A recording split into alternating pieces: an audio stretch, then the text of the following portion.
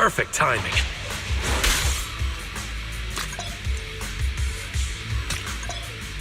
Try this move. That's the power of perfect timing.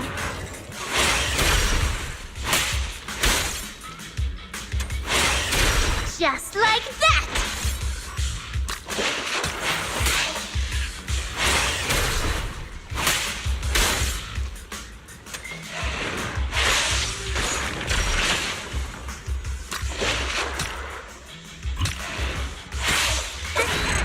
Come to an end now!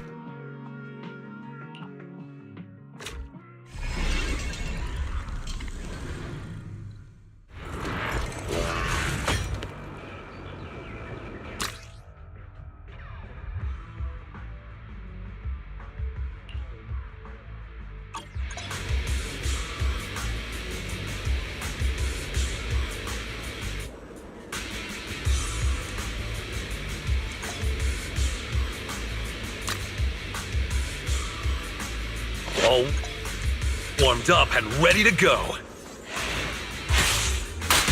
You'll get another shot.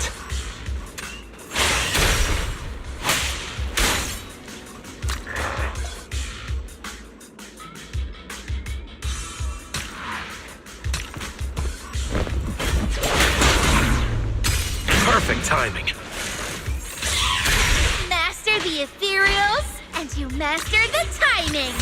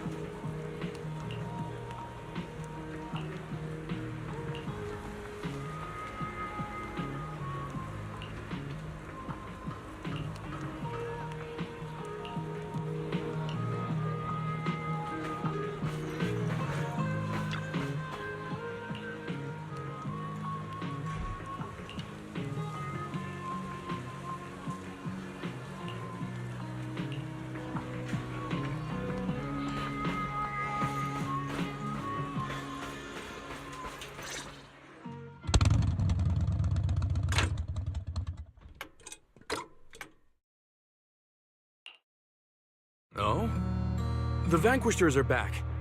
Boss Pompeii. No problems in the Hollow, I hope? Don't worry. If I ever fell to an ethereal, the Vanquishers would have no business claiming the title of Overlord Gang. At the moment, it looks like the Outer Ring Hollow isn't expanding on its own.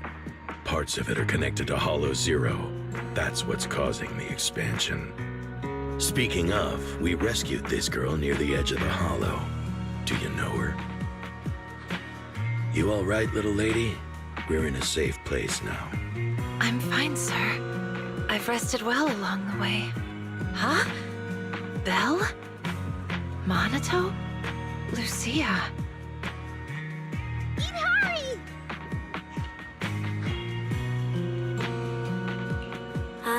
Let me confirm first. Yatari, do you remember what happened earlier? All I remember is being in Dr. Lydia's office. We talked about my childhood, and then we went through some of my old things. I started to feel dizzy, and when I woke up again, I was outside the Outer Ring Hollow. I could hear the echoes of my parents' voices. I wanted to investigate some things about my parents, but more and more ethereals emerged from the Hollow. I had to fight my way out, and in the end, Pompeii's squad saved me. So am I dreaming? Ethereals are appearing outside the Hollow, and you still don't think it's a dream? Do you need a giant monster to walk out of the sea and invade New Eridu to believe it? Wait a minute. If I'm dreaming, then why are you all here? Because we received the guidance of the Night Horror. We entered your dream by synchronizing your brain signals through a VR device. You entered my dream? Yes. Now that I think about it, entering your dream without permission was a bit disrespectful to your privacy. But it was an urgent matter. It's okay. I'm really happy that you went this far for me. So the thing I saw earlier, which felt like a memory, was that something you brought in as well? A memory? Yes. When I met Pompeii, it seemed like some childhood memories really started coming back to me. Belle, I've also captured some fragments. The data suggests these are real memories.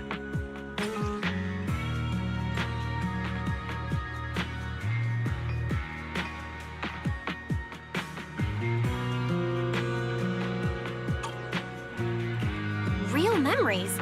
Could you show us?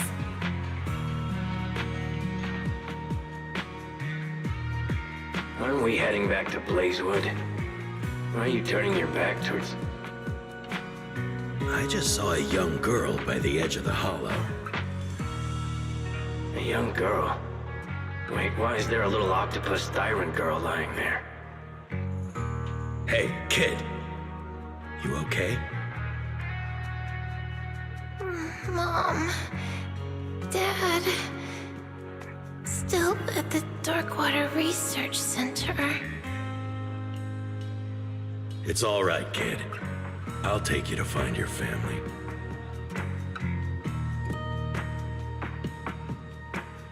So, does this mean Pompeii saved Yatari back then?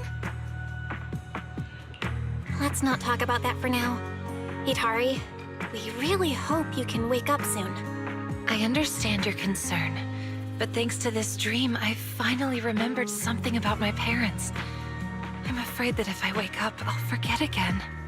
My memories of my parents have always been fragmented. I really want to know what happened to them.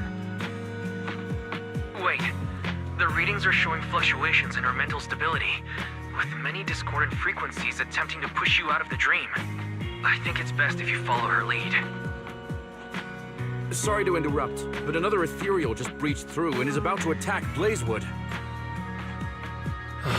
This just never ends.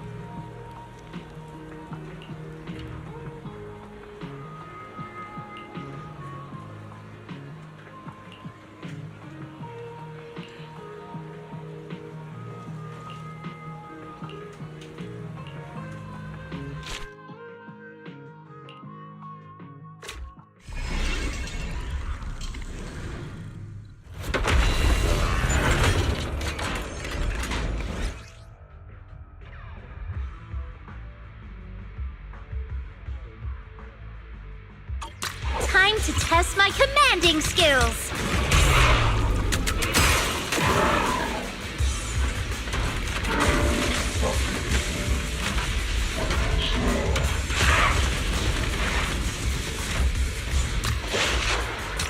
This'll be over in no time. That's the power of perfect timing. Finishing strike!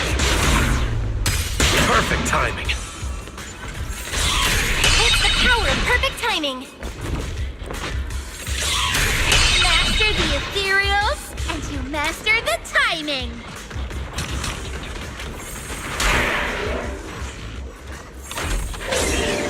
That's the power of perfect timing.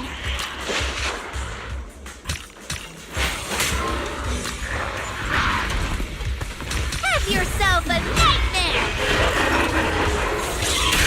Master the ethereals, and you master the timing.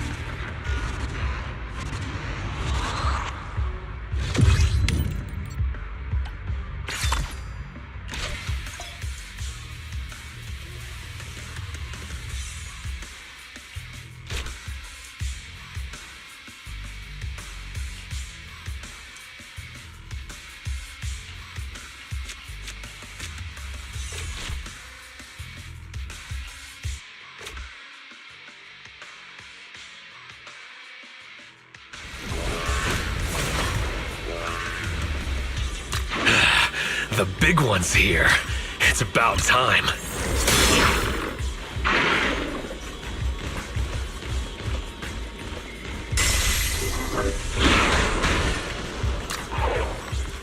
Have a taste of this! Master the ethereals, and you master the timing.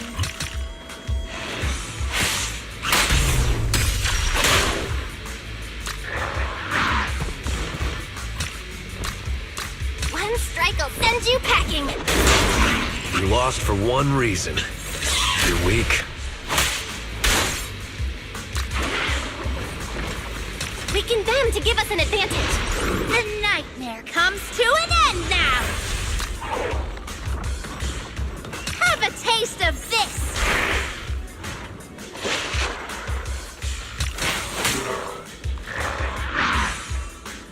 Try this on for size.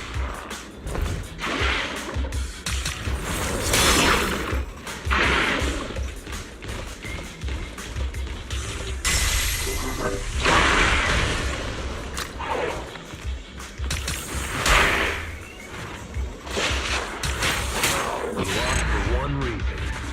You're weak.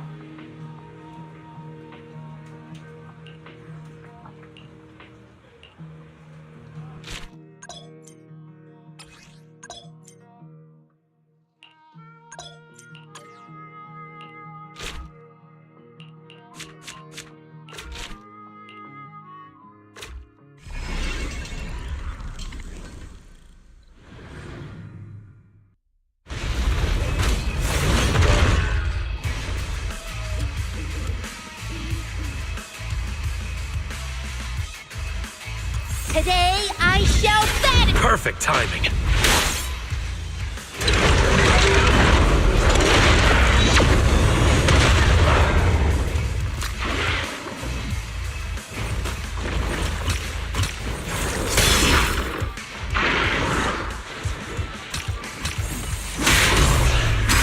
Master the ethereals, and you master the timing.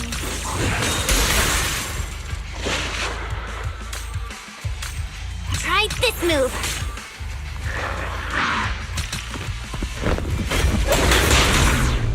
That's the power of perfect timing.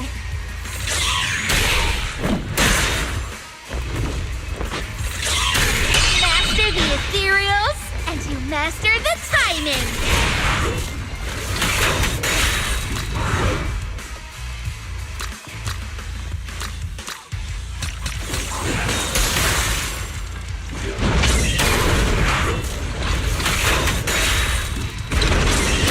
That's the power of perfect timing.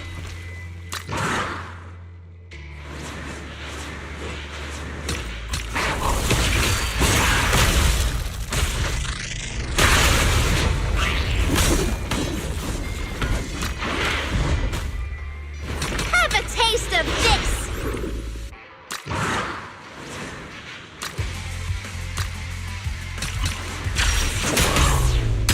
Perfect timing. Try this on for size. Here comes the pain.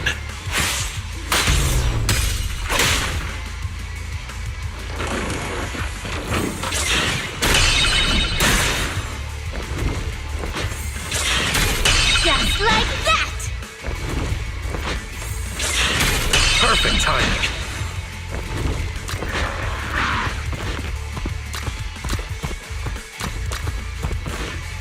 Strike at once. Lock in. Press the advantage.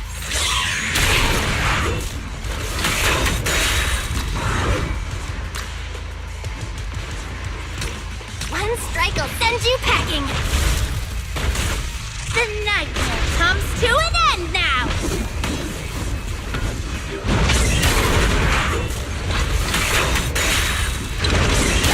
Just like that.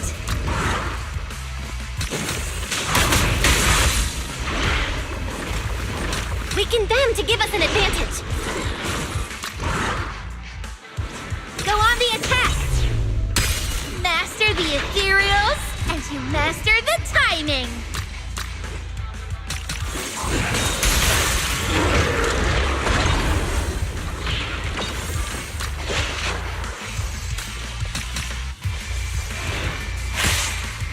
You lost for one reason. You're weak.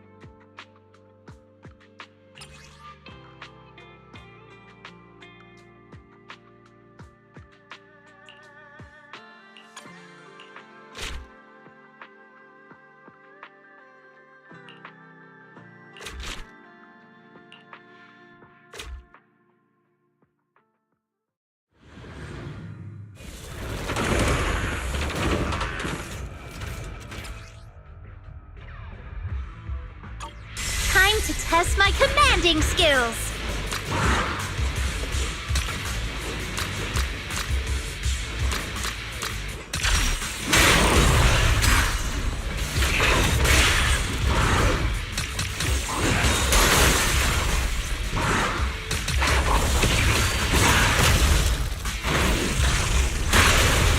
You lost for one reason.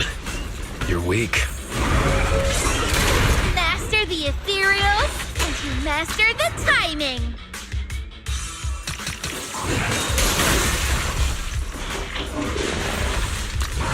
Go on the attack. Perfect timing. This'll be over in no time. They're looking worn out. Keep it up. Strike at once. That's the power of perfect timing.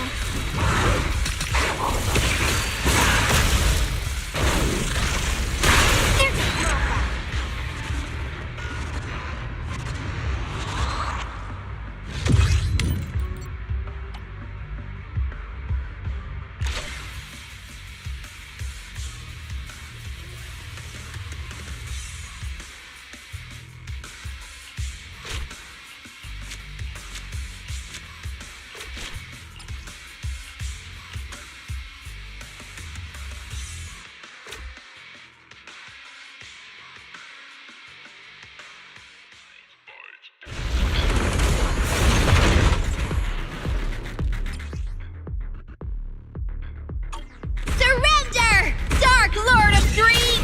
Master the ethereals, and you master the timing!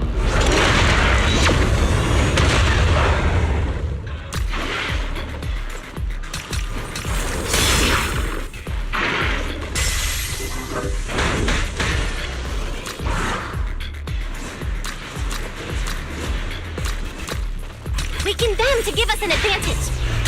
That's the power of perfect timing. Try this on for size.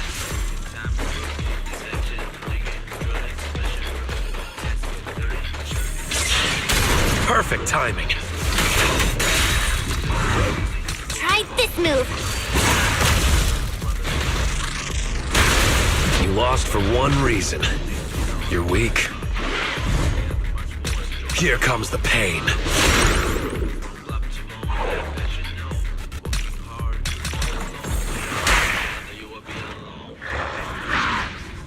Finishing strike! Master the ethereals, and you master the timing! Just like that! Go on the attack!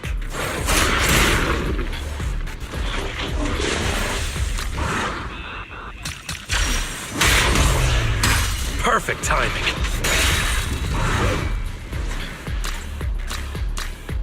Strike at once!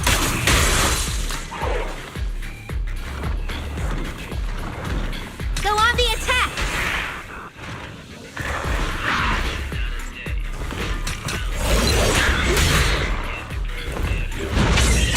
That's the power of perfect timing. Master the ethereals, and you master the timing! Strike at once!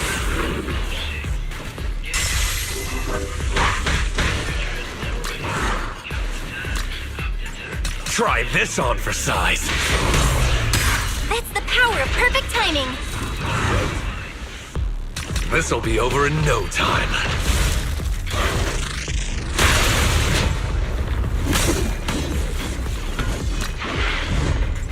Have yourself a nightmare!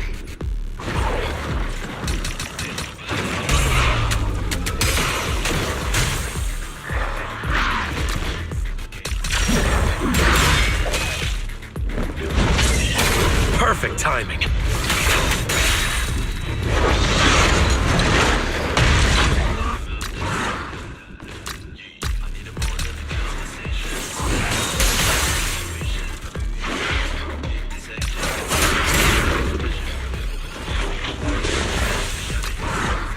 Try this move.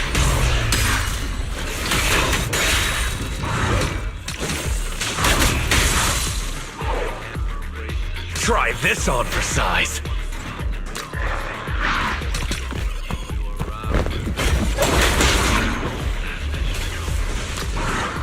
Finishing strike! Lock in. Press the advantage.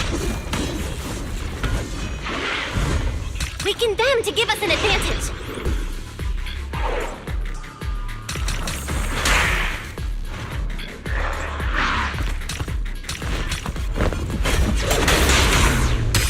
Just like that! Master the ethereals, and you master the timing!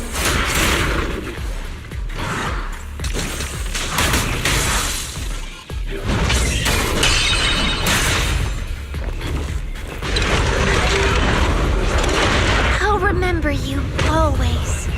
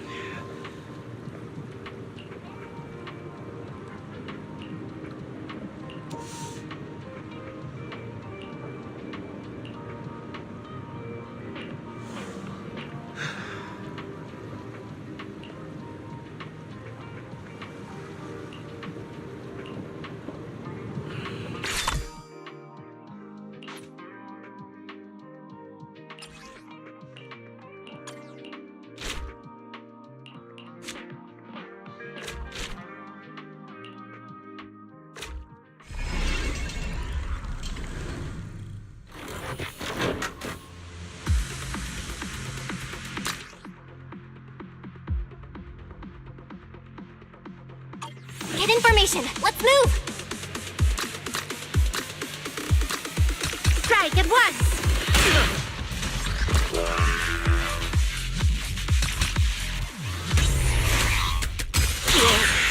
You lost for one reason. You're weak.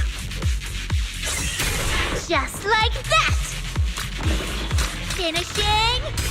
Master the ethereals, and you master the timing! Come to an end now!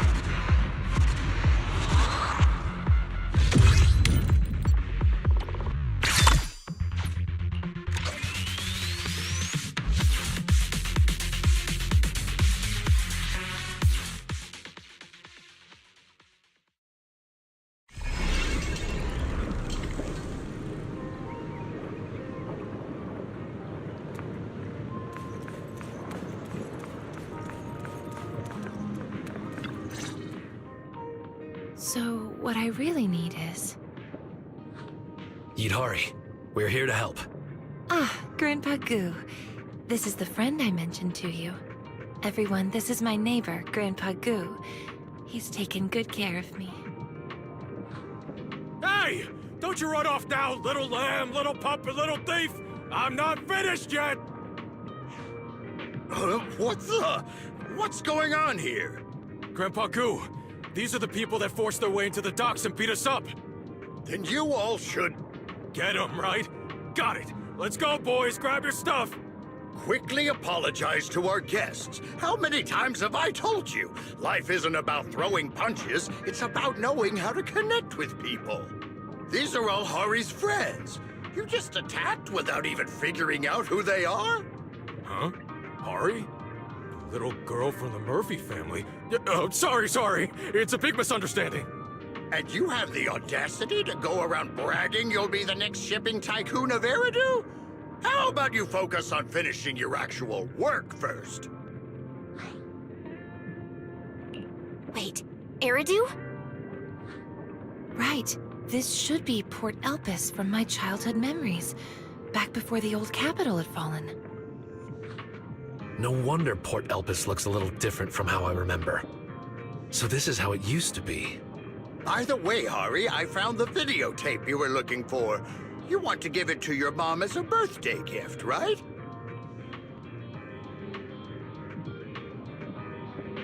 Wait, videotape.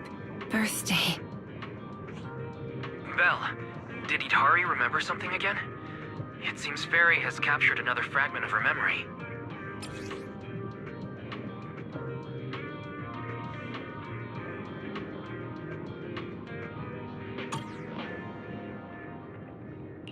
Yeah, it looks like back then, Hidari really did ask Grandpa Goo for a tape to give to her mom as a gift.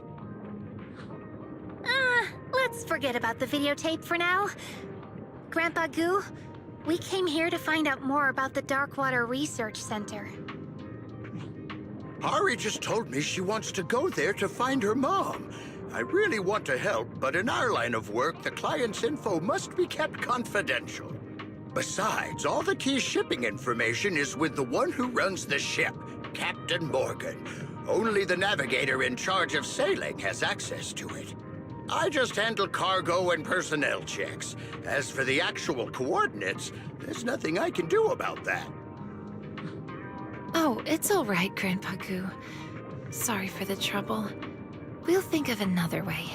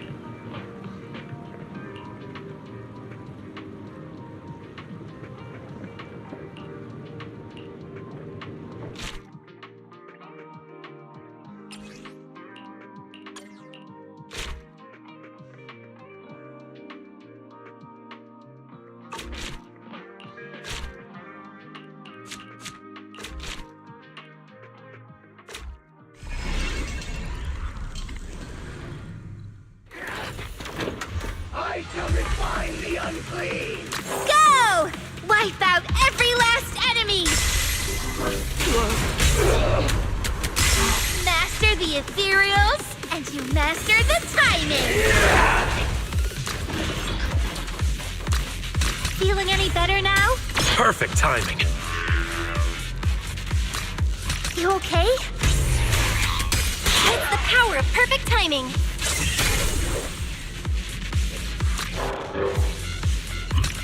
Feeling much better now.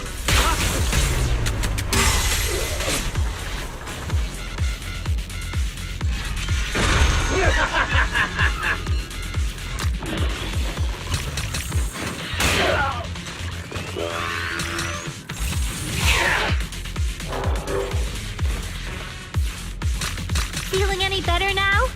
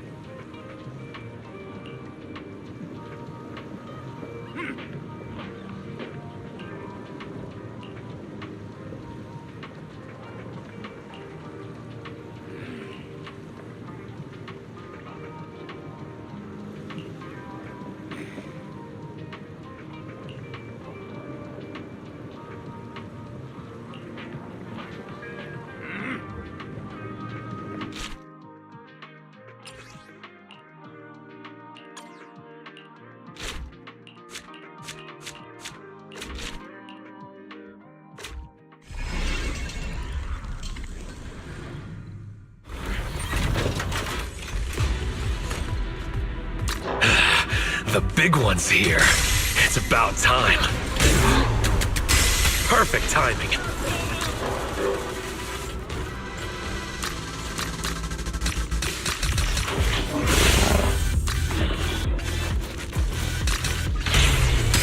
Master the ethereals, and you master the timing.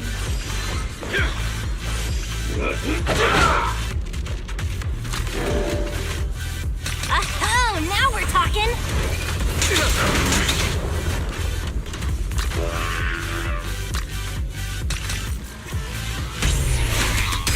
Perfect timing.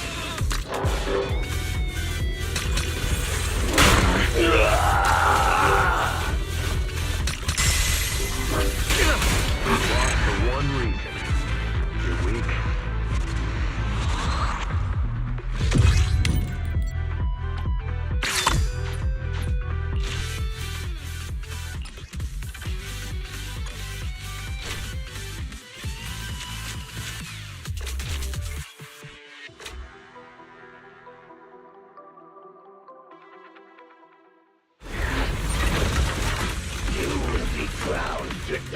Time to test my commanding skills. Master the ethereals, and you master the timing.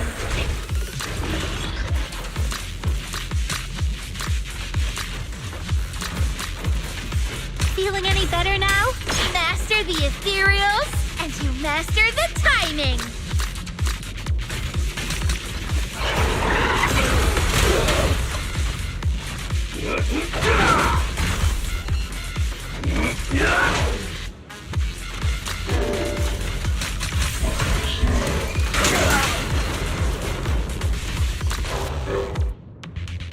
Try this move.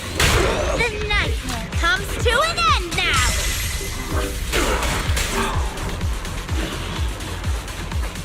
Strike at once!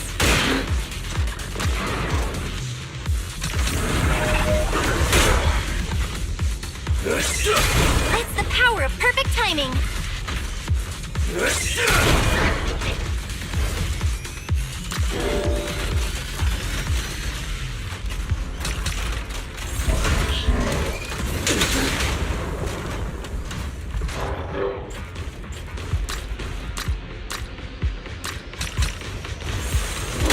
They're just small fries. You okay?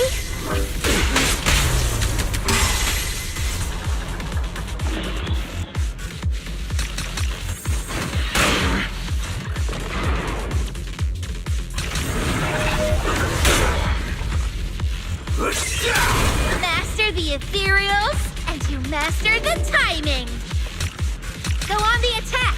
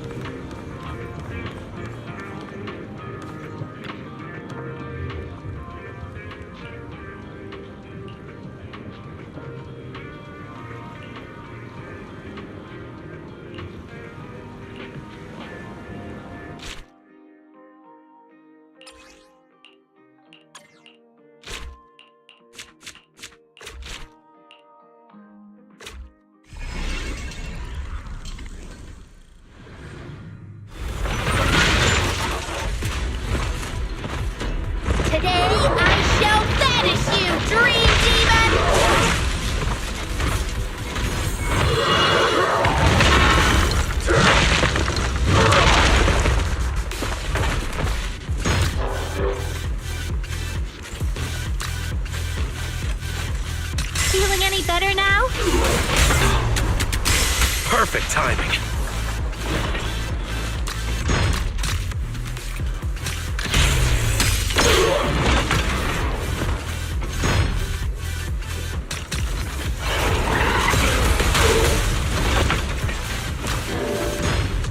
You okay?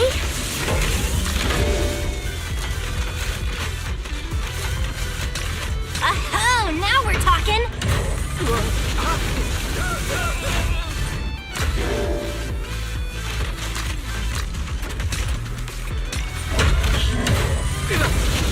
They're just small fry.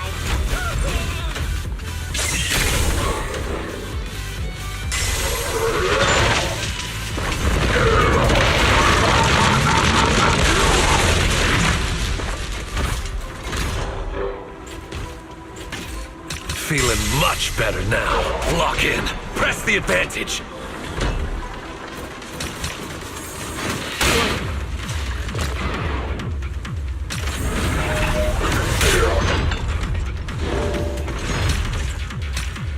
Go on the attack!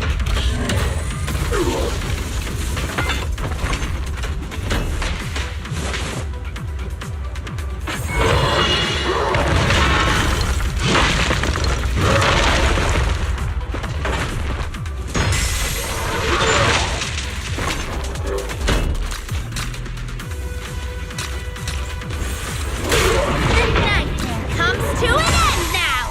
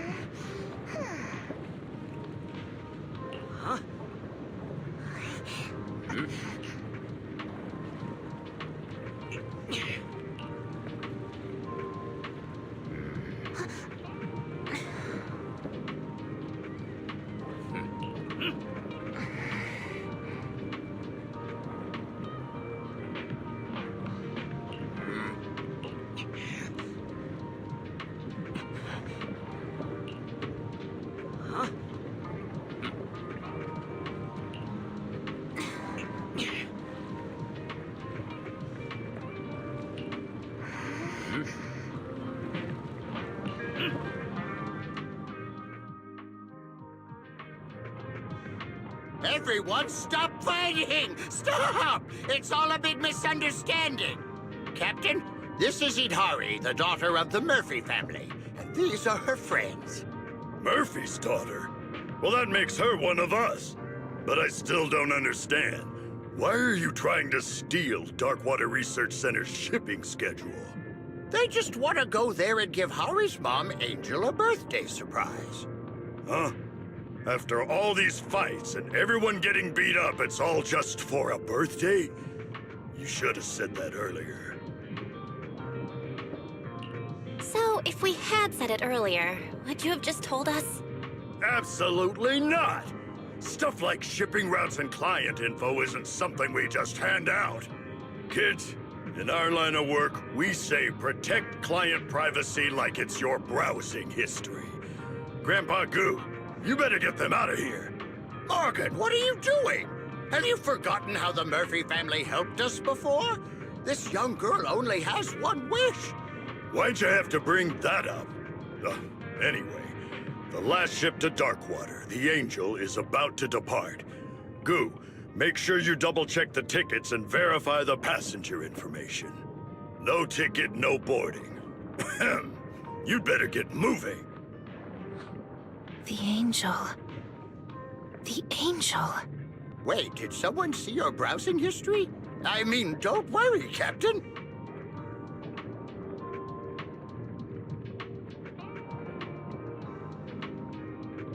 Belle, the system just detected that a new memory has been triggered.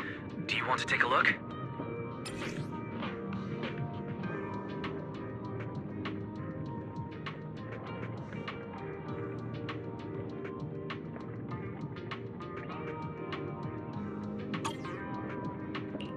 Sure, let's take a look.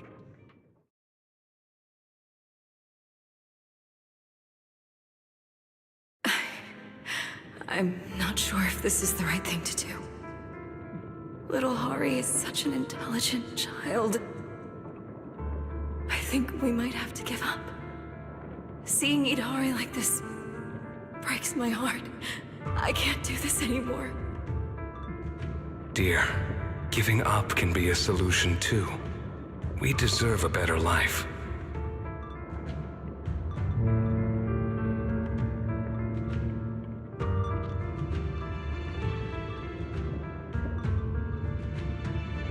Wait, something doesn't add up. Give up on what? I think I might know what's going on. Let's call Yidhari over to discuss then. She's over there chatting with Grandpa Goo. No, we can't. We need to reach a consensus first. Some truths may be too hard for her to handle. It's like piecing together a broken puzzle. Without having the right sequence, these memory shards are just meaningless details. Right. The order of when the memories occurred is important. Let me think. The first thing that happened should be...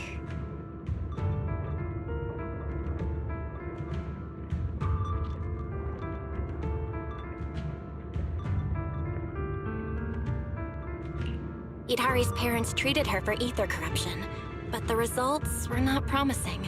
Her mother was very upset about it. But she was being treated for ether corruption, so she must have entered the Hollow first. That doesn't seem like the earliest memory. Maybe we should think it over again.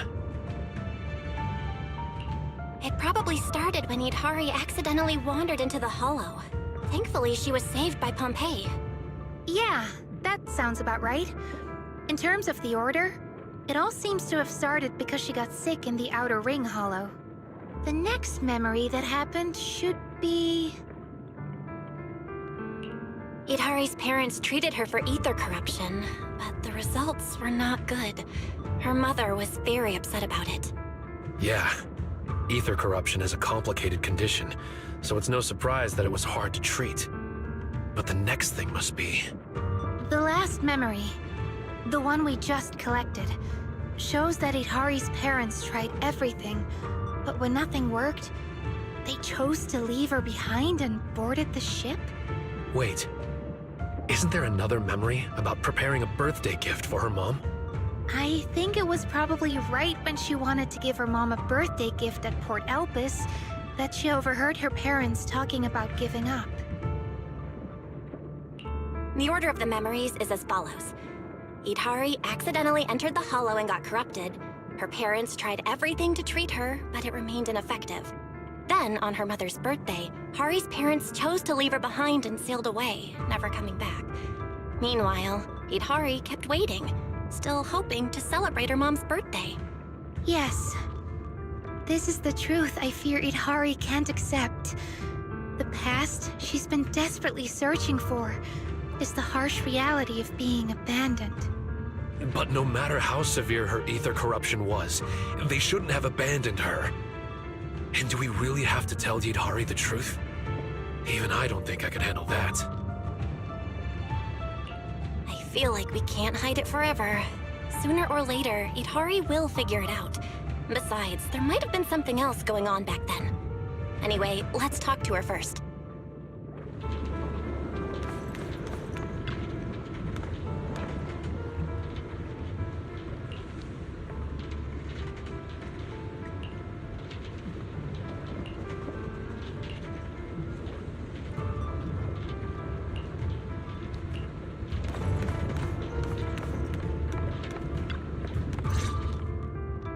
Take this ticket and get going. Didn't Captain Morgan say that anyone without a ticket can't board the ship? Thank you. Wait, this is one ticket. What's the matter? That's all I can get for you.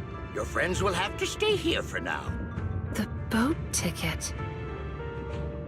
Idhari! We're back!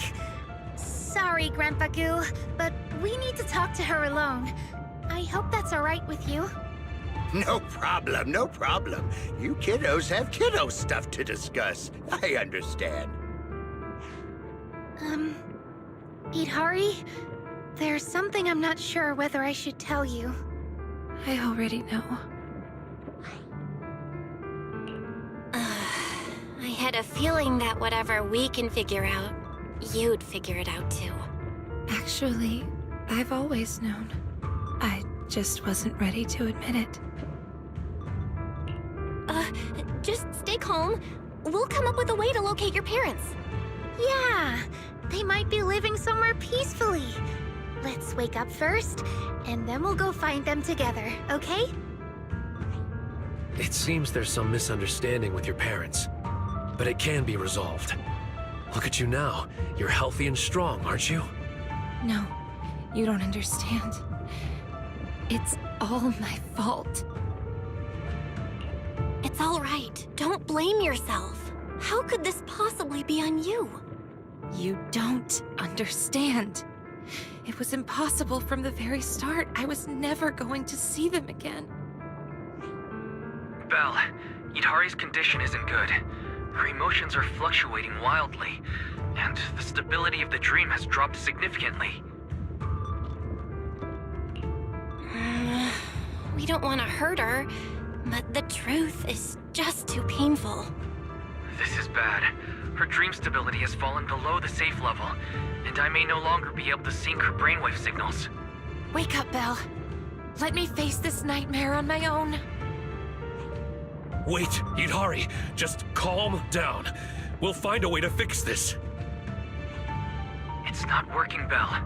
Dr. Lydia says we have to wake you all up, or you might suffer mental damage. Wait, not yet. Goodbye, everyone. Thank you for everything you've done for me. Wait!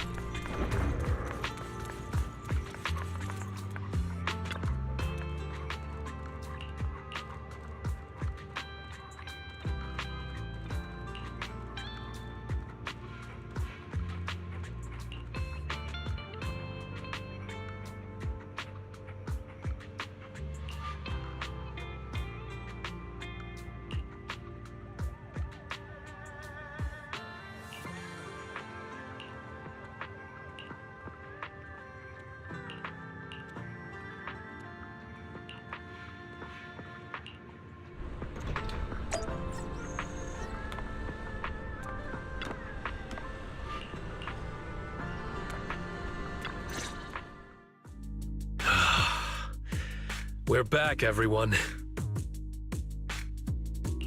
Lucia, how is Idhari's condition? What's wrong, Lucia? Everyone, I think I've discovered something incredible. Do you remember the ticket Grandpa Goo gave to Idhari when we left the dream?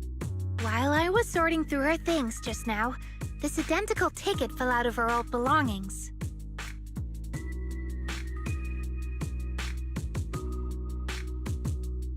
Hold on.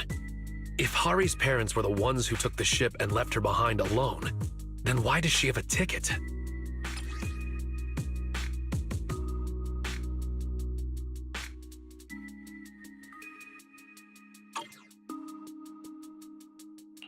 Could it be that she also went to Darkwater Research Center?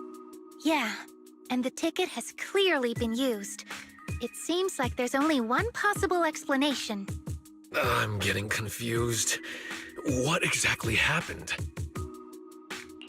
Given the situation, I guess we'll have to ask Grandpa Goo what happened. Let's meet at Port Elpis tomorrow. I feel like we're missing something.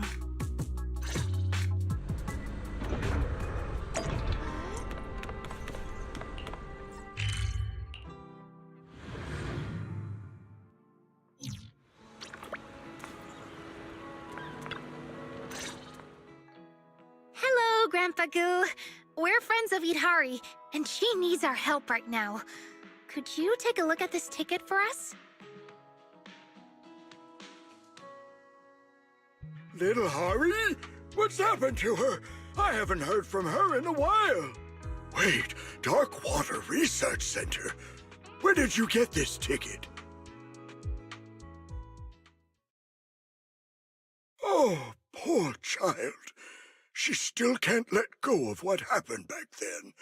I've never forgotten about it, not for a single day. It was her mother's birthday that day. Little Hari came to Port Elpis to give her mother a gift, but unfortunately, they boarded the ship ahead of her. I couldn't bear to see little Hari so heartbroken, so I secretly gave her a ticket and took her on the next ship.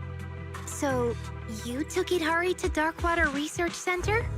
Yes, perhaps what you saw in the dream was her memory of the moment I gave her the ticket. I never imagined my actions would result in such irreversible consequences. It's all my fault.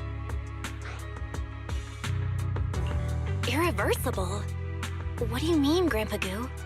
Once we arrived at the research center, I safely handed her over to her father.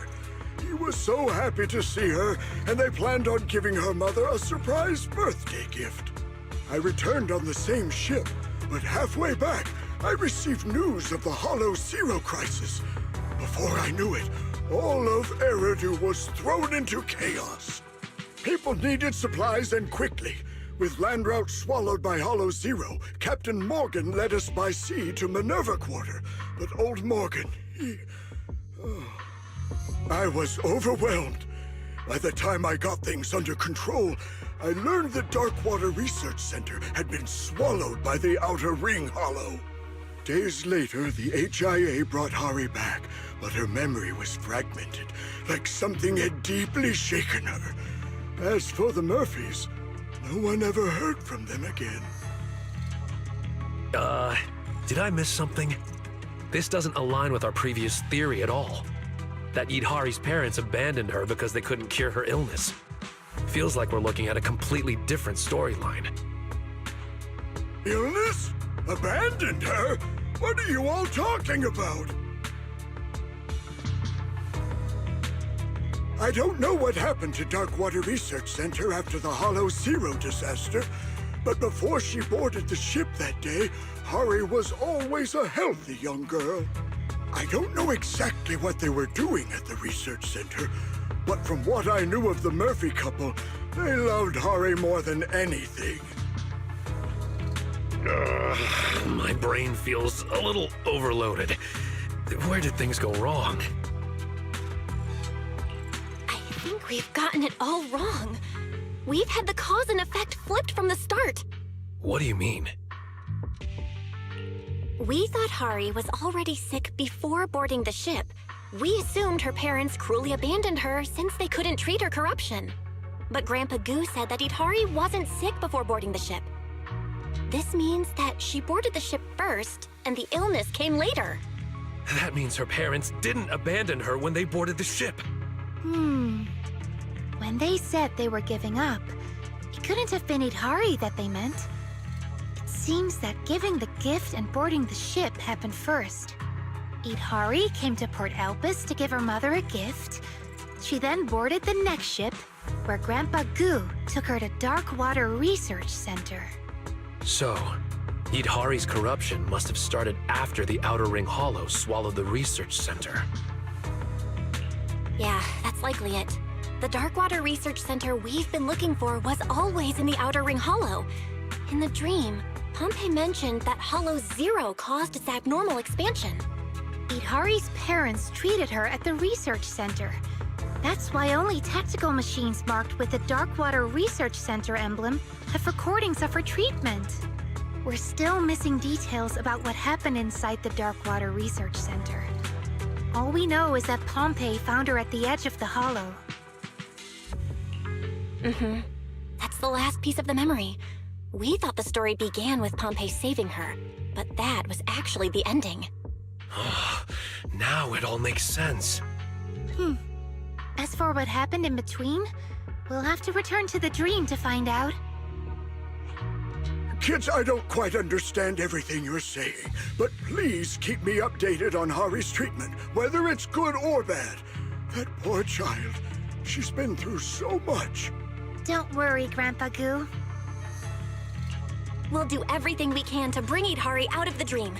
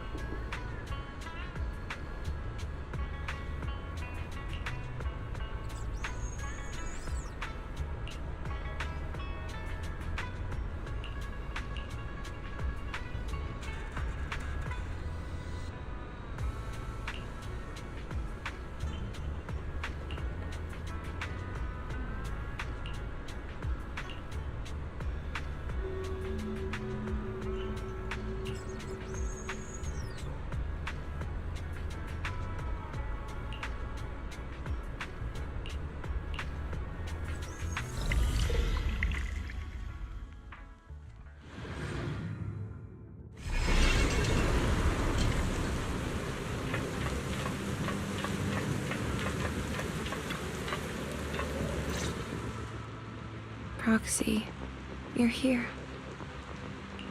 I'm sorry, Idhari. I had it all wrong. Your parents didn't abandon you. Yeah, I know. I remembered the moment I saw that ticket. It was my childish impulse. I boarded the ship just to deliver a gift, and that's what caused all of this. Though I'm not sure what exactly happened. They never made it out of the hollow. Oh, don't say that. Maybe they escaped and are still looking for you. Yeah, the expansion of the Outer Ring Hollow is a consequence of the Hollow Zero disaster. The one responsible for that is also to blame for your parents' disappearance. Thank you, Belle. And thank you all for your hard work. Coming into my dream over and over again, trying to bring me out. But please, leave. Leave? I need to understand what really happened at the Darkwater Research Center. As Dr. Lydia said, we must clean the wound before it can heal. But this is my issue, and I've already burdened you all too much. Once I finish my investigation, I'll wake up on my own if I can. You don't need to worry. No, Idhari. We're here for a reason. We'll help you figure out what happened at Darkwater Research Center. Thank you. Really. But I don't know what painful memories might resurface, or what dangers lie ahead. It's fine. I'm already an ethereal combat master. And if Strawberry Parfait doesn't make it back safely, Yuzuha and Alice will give us an earful. Right. I know Yuzuha. If you don't wake up, she'll probably sneak into your dream and find a way to pull some pranks on you. Thanks, everyone. I was just looking at the scattered lab equipment nearby. I think we can start our investigation there.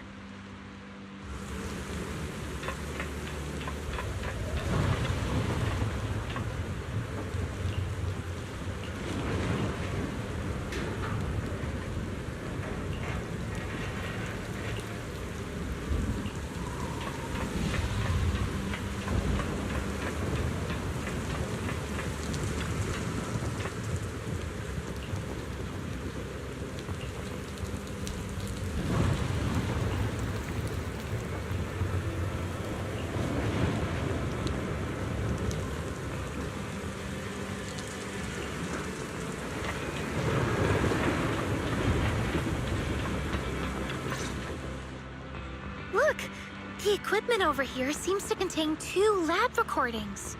It belongs to Angel Murphy. That's Idhari's mother! Quick, let's play it.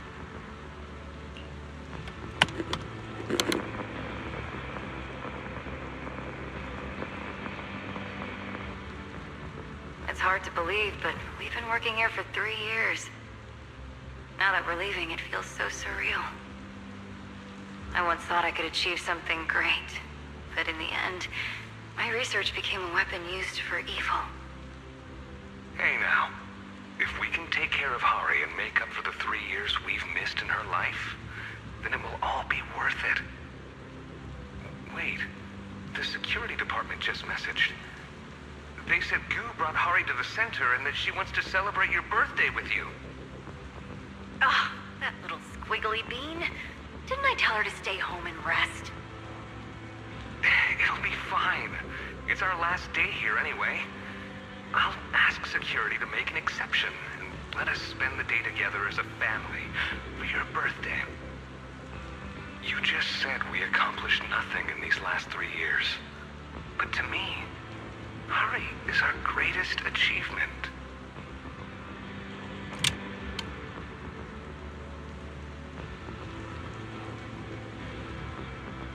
So, our conclusion earlier was correct. Idhari really did make it to Darkwater Research Center back then. Idhari, are you alright? Do you need to take a break? No, I'm fine. Let's play the next recording.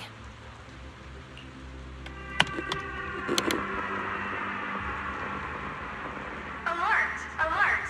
Outer Ring Hollow expansion detected. Ether concentration at the center has exceeded safe levels. All personnel, please evacuate immediately. All personnel, please evacuate immediately. Hurry! Clear the test bench now! What's going on? Wayland? The hollow suddenly expanded. What happened to Hari? I just got her past security when the Outer Ring Hollow expanded out of control. She inhaled too many ether particles, and she's in bad shape right now. Give Hari an inhibitor shot first. I'll go grab the protective suits. We need to leave immediately.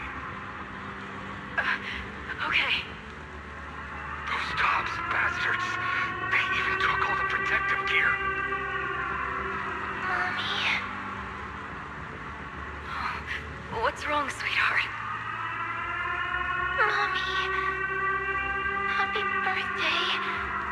Can we go home now? Yes, yes. We're going home. Right now.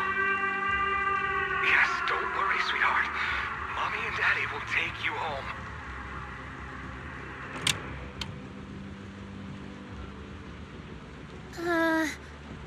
Well... It's okay. No need to say anything. Let's keep going. I need to know what happened next.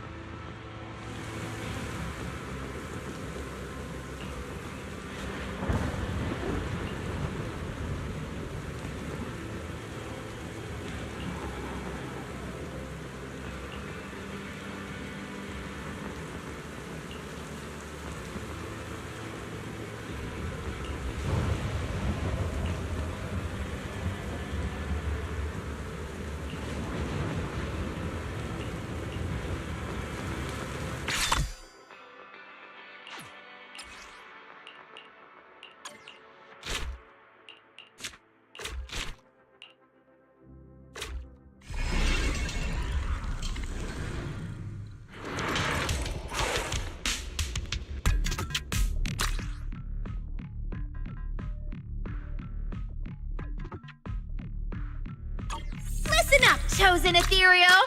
This battle is all yours!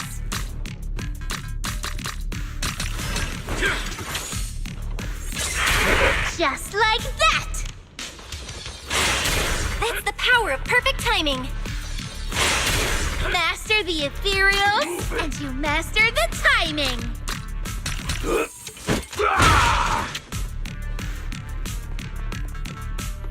Feeling any better now? That's the power of perfect timing!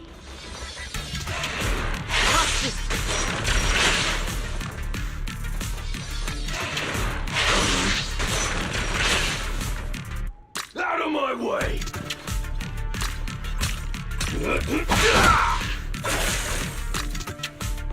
Try this move.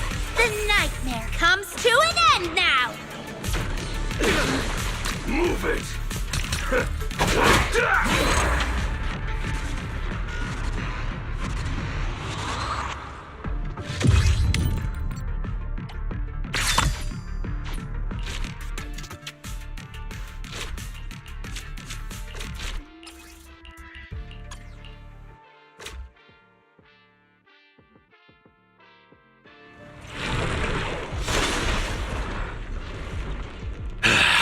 The big one's here.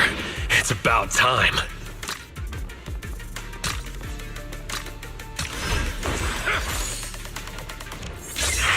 Perfect timing. Just like that. Out of my way! You okay?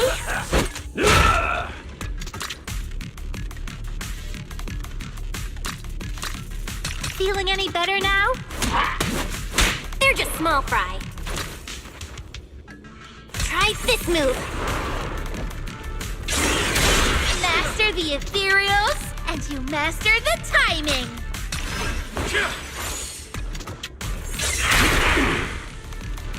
Move it! Just like that.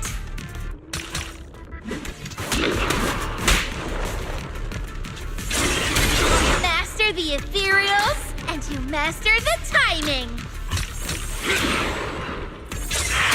It's the power of perfect timing. Out of my way! Oh, now we're talking. Easy peasy.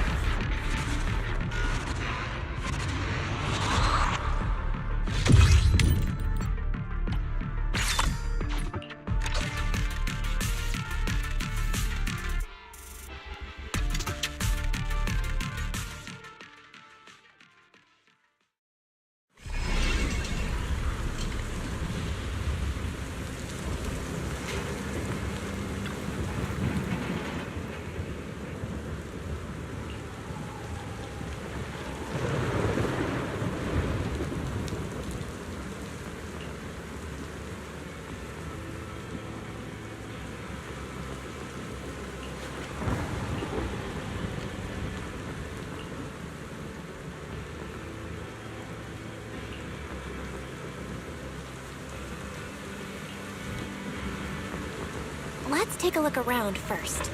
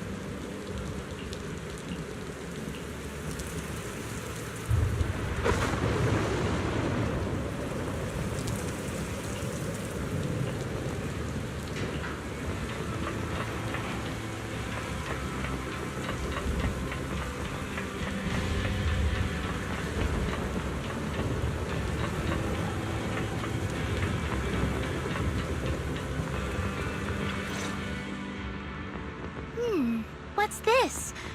It looks like a communication device. This seems to be a communication device designed for the Hollow. It's equipped with a porcelain buffer to reduce ether interference with the signal. Looks like a few call logs are still saved on it too. I recognize this. This is the communication device my mom carried with her. When she took me out, she used it to stay in touch with Dad. Should we check the recent call history? Or wait until we wake up to look at it? It's fine. Go ahead and play it. I'm ready.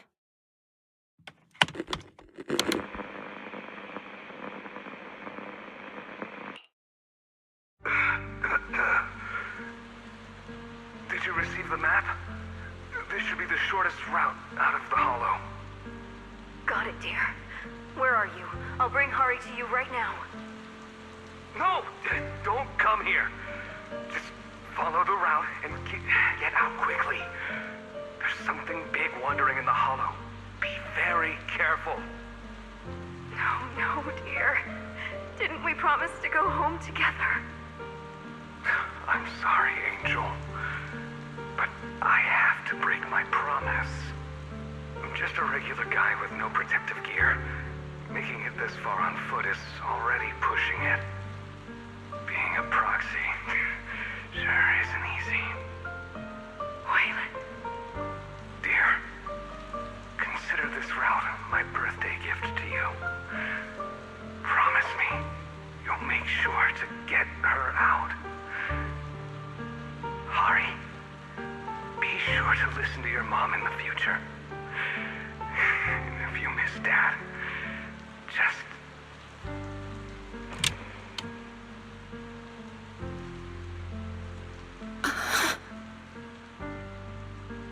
Eat Hari. I'm so sorry. I had a feeling I would never see him again. But I didn't expect that my father stayed behind to figure out the way for me and my mother.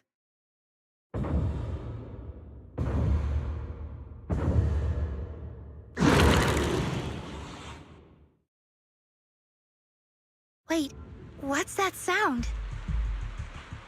It must be the ethereal Waylon mentioned earlier. It's the dead-end butcher.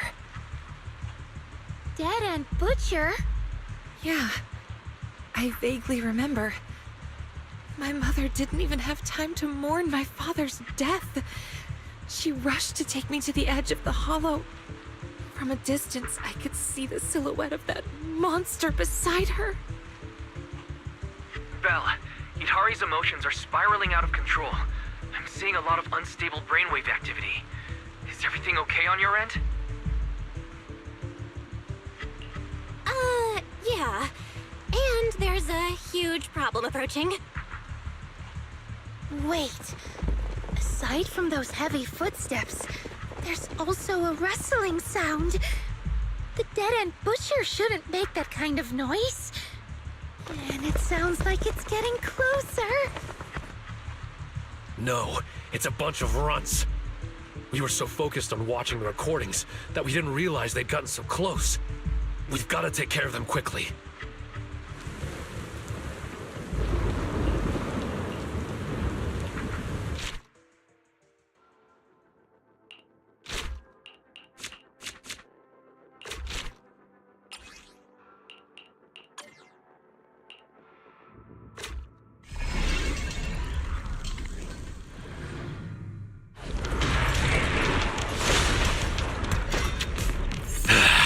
The big one's here.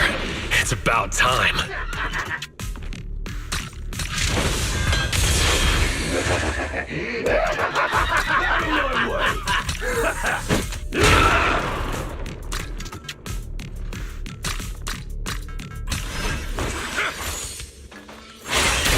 Master the ethereals, and you master the timing.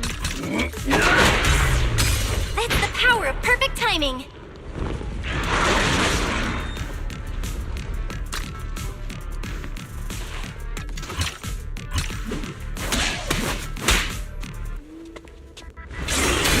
Master the ethereals, and you master the timing. You okay?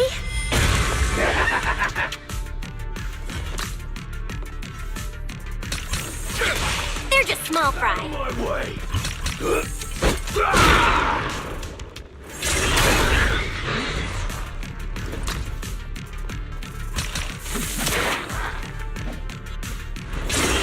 It's the power of perfect timing. Feeling much better now. Strike at once. For one reason. You're weak.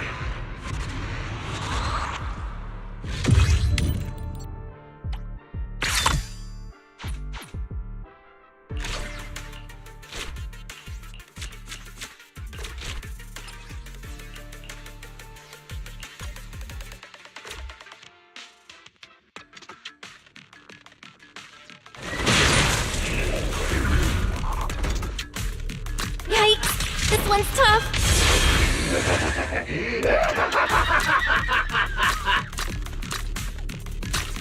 Feeling much better now.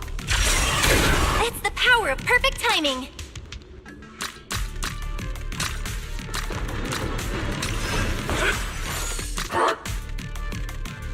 Oh, now we're talking.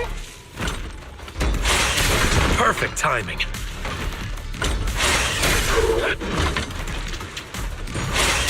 It's the power of perfect timing. Perfect timing. I'll take you.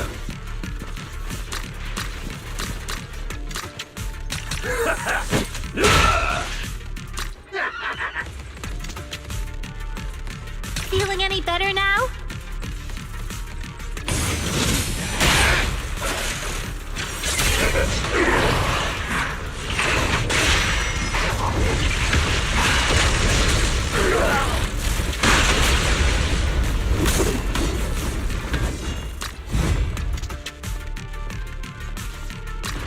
Strike at once!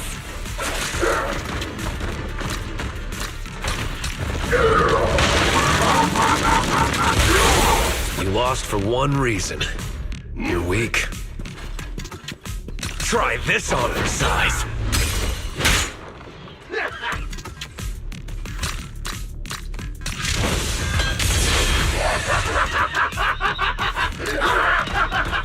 Try this move. You're looking worn out. Keep it up. Just like that!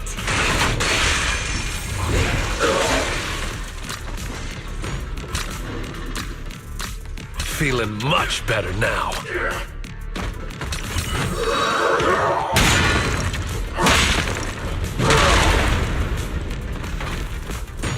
I'll take you.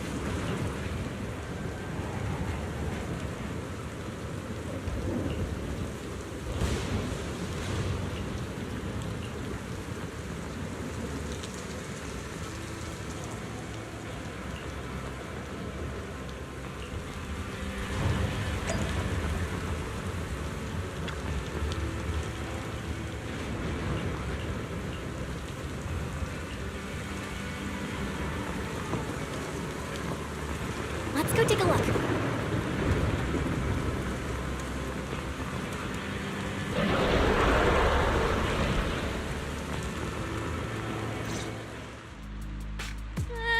Why is the dead-end butcher still closing in? I think I can already see its shadow. Proxy, do you see a way out? Belle, the area up ahead on the right is where her brainwave signals are stable.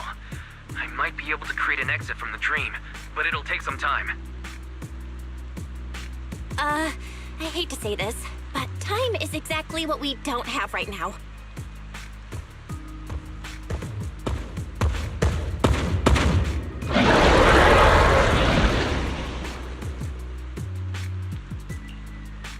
Lucia, summon all the ethereals you can command.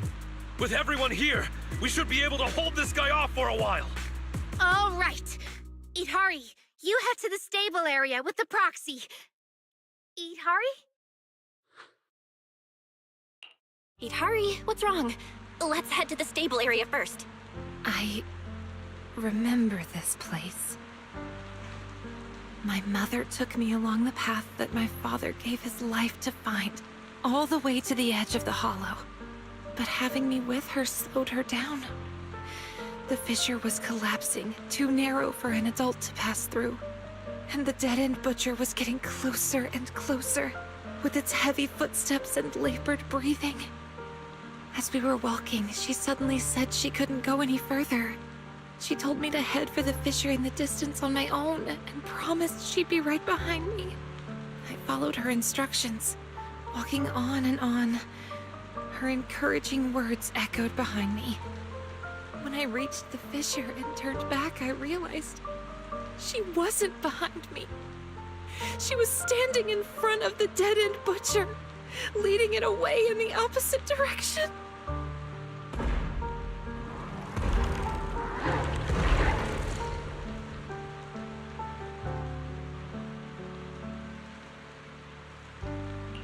Idhari, I'm sorry you had to go through this, but we need to leave this dream and wake up. If the dead-end butcher catches us, we might never make it out. Hold on, Belle. I'm speeding things up, but it'll still take some time to establish a stable exit. Sorry, everyone.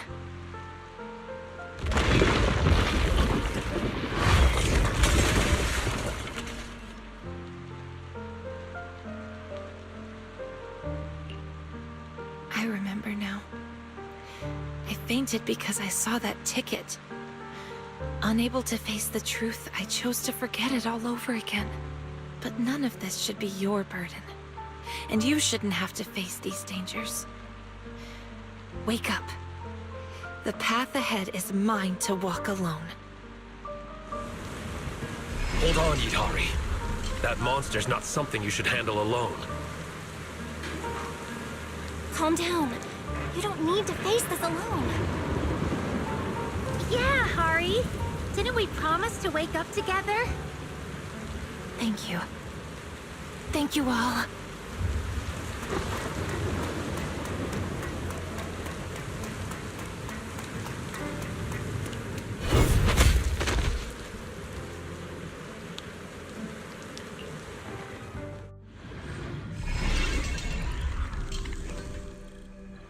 When I was little, I hardly saw my parents. But I knew their research was important, so I didn't want to disturb them. When I was 10, on my mom's birthday, I asked Grandpa Goo next door to help me find a gift for her. Here, isn't this the videotape you wanted? Enter the ether. Took me a ton of favors to track this down. That angel, she sure is into some obscure movies. All right, their ship is about to leave. Hurry, go give this gift to your mom.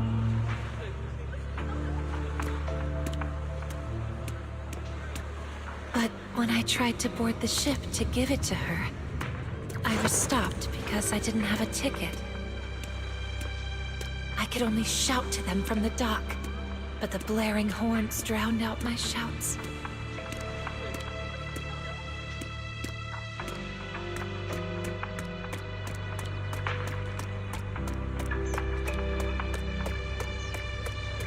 What's on your mind?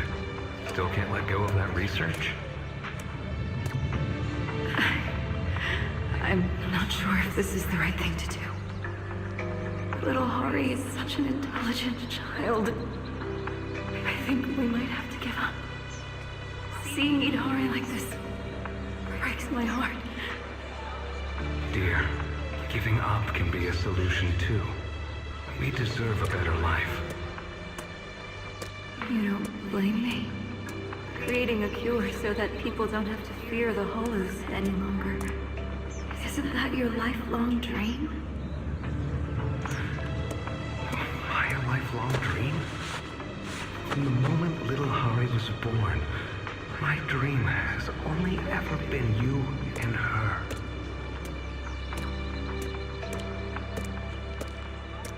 By the time Grandpa Goo noticed and came to help, the ship my parents were on, the Angel, had already departed. You blockhead! Why'd you stop Mercy's girl from giving her mom her birthday present? You're always talking about loyalty. What kind of loyalty is bullying the child of someone who helped us, huh? Okay, don't cry, Hari. Here, take this ticket.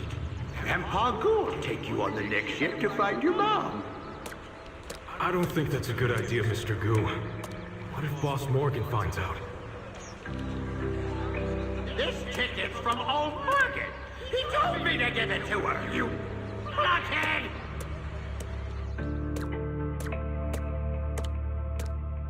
Grandpa Goo got me safely to my father at Darkwater Research Center.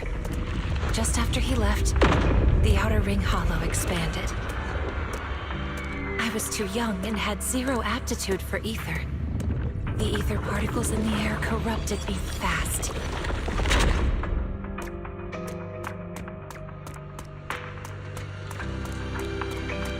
Father brought me back to the lab to treat me. But the corruption had gone too far. Even my parents, experts in anti-corruption medicine, couldn't stop it. Considering the physical strain on the subject, we've suspended the use of primary medication. The subject is projected to develop a core in approximately 12 hours, and will be fully corrupted into an ethereal within 18 hours. Experiment time, 27 hours, 30 minutes. Successfully injected ether resistance booster, AVX prototype 1-1. Experiment time, 29 hours, 6 minutes. Ether concentration in blood dropped significantly, but side effects include hallucinations, both visual and auditory. Angel, you gave Hari. I'm sorry, Wayland. I had to try. I have to save Hari.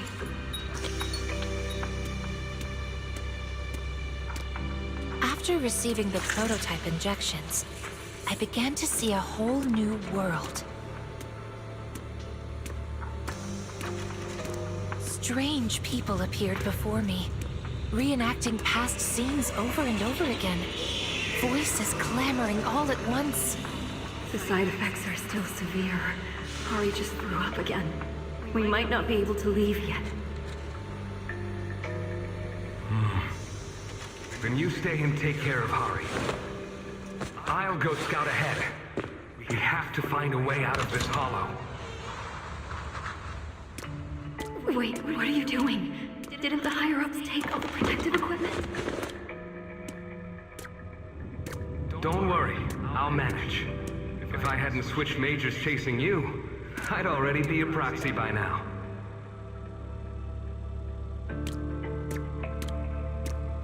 When I finally recovered enough to walk, my father had already sent us the extraction route, just like he had promised.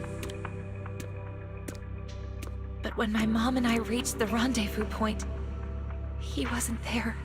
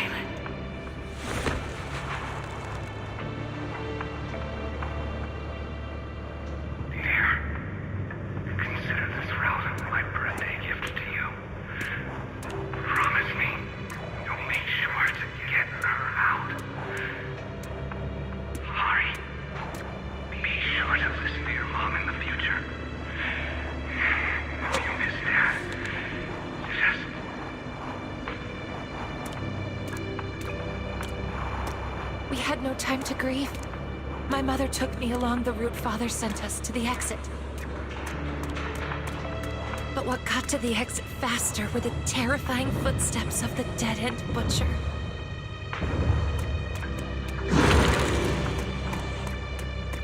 Hari, from here on, you take the lead. Mommy's tired. The exit's just ahead. Just keep walking that way.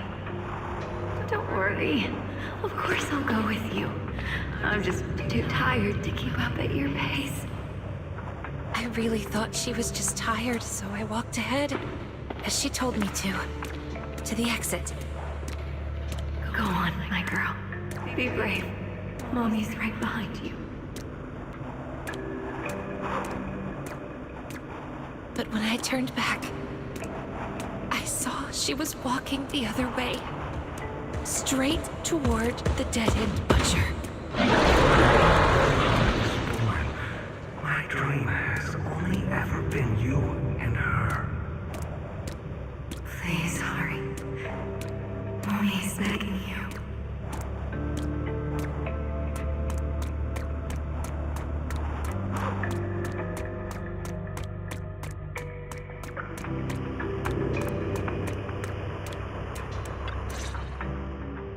You're here, Hari.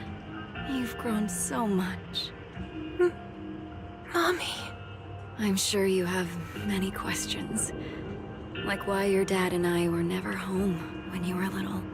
Why we couldn't be like other parents and watch you grow up. Your father and I were devoted to finding a way for humans to no longer fear the Hollow. Tops told us that if we succeeded, the medicine we developed could change the world. That's how we ended up at Darkwater Research Center. We were only allowed to visit you a few times each month. As the research went on, we realized it was all serving the higher-ups' personal agendas. Everything we did, every bit of effort, was just to make their soldiers stronger. I'm so sorry for missing out on so much of your childhood for something like that. It must have been hard, being on your own all these years. No, Mom. Grandpa Goo has always taken good care of me. I've been eating well, not being picky, and I've grown taller. I've also been studying hard, and I became a proxy, helping many people in the Hollow. That's wonderful. Looks like our little Hari has grown into the person we hoped she'd become. Your dad would have been so proud.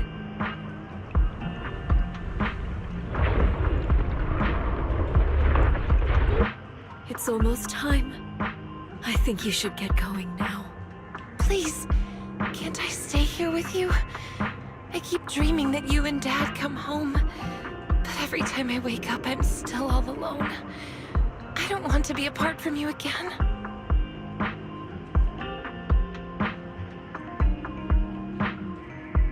How are things on your end? Has Idhari woken up? Not yet. But there's some response. How can someone who's already fainted faint again in their own dream? This doesn't make any sense. You're one to talk. Commanding hordes of ethereals in someone else's dream? Listen, your friends are doing everything they can to wake you up. You're not alone anymore, and that puts my mind at ease. Besides, I think they need you more than your father and I do now. Is there really no way for me to stay here? It's okay. My little Hari is a proxy now. You'll lead the way for others when they're lost, won't you? Don't dwell on the past behind you. There's still more to see up ahead. So go on. Be brave, my child. Mommy, will we meet again? Yes, Hari, we will. One day, we'll meet again, in a place free of darkness. Hari, be sure to listen to your mom in the future. If you miss Dad, just... Go on, my girl. Be brave. Mommy's right behind you.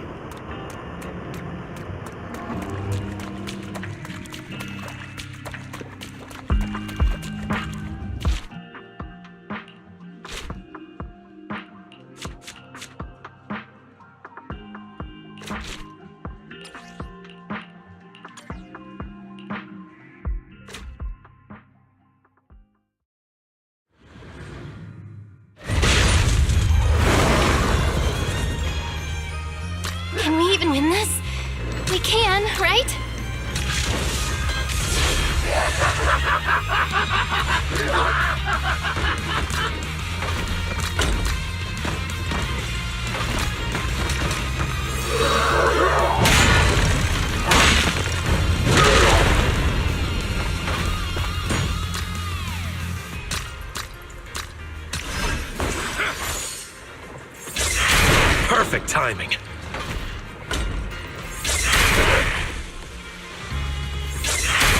Just like that!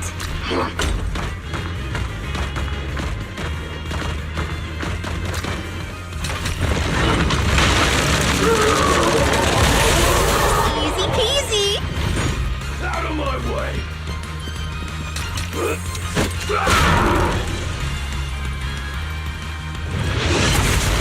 Not feeling good? Dale, is this the end? Wait, Hidari's brainwaves just stabilized. I think she's waking up. Everyone, I'm back. You've all worked so hard. Thank goodness. Finally awake. Right. Now let's shatter this nightmare. Together. Go on the attack! Try this on for size.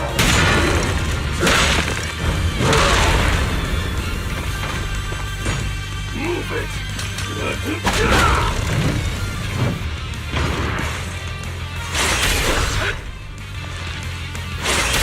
Master the ethereals, and master the timing!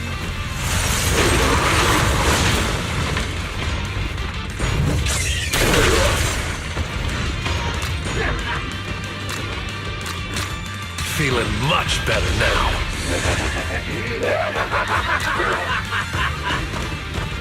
Try this move!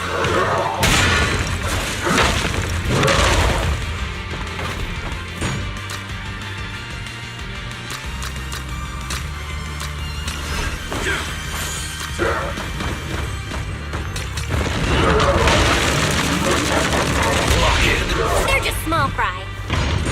I'll take you. You okay?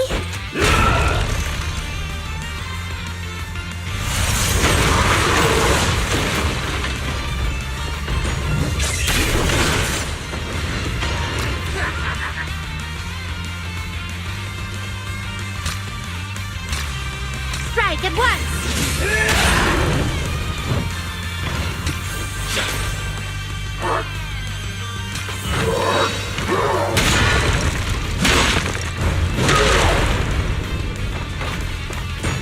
Move it!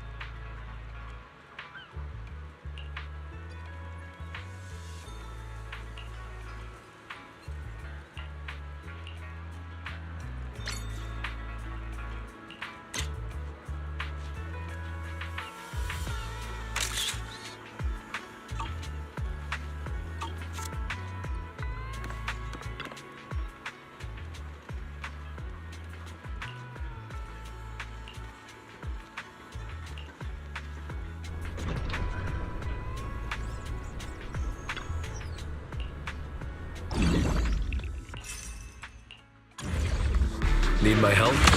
We're all friends. No need to be so formal.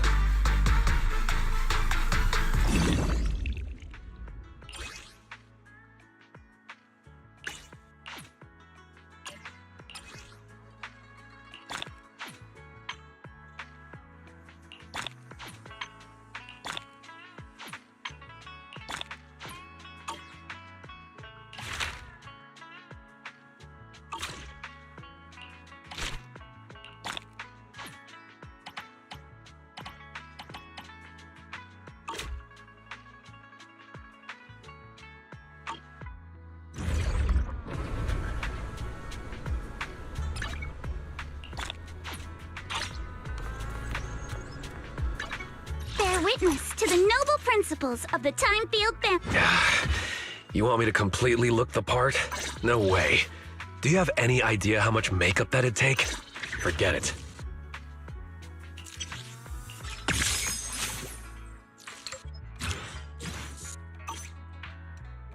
Yeah, I guess this outfit ain't too bad. The blue bandages are kinda annoying, though. Good day, Lord Phaethon. Come to the seaside with me, Lord Phaethon. Good day, Lord Phaethon.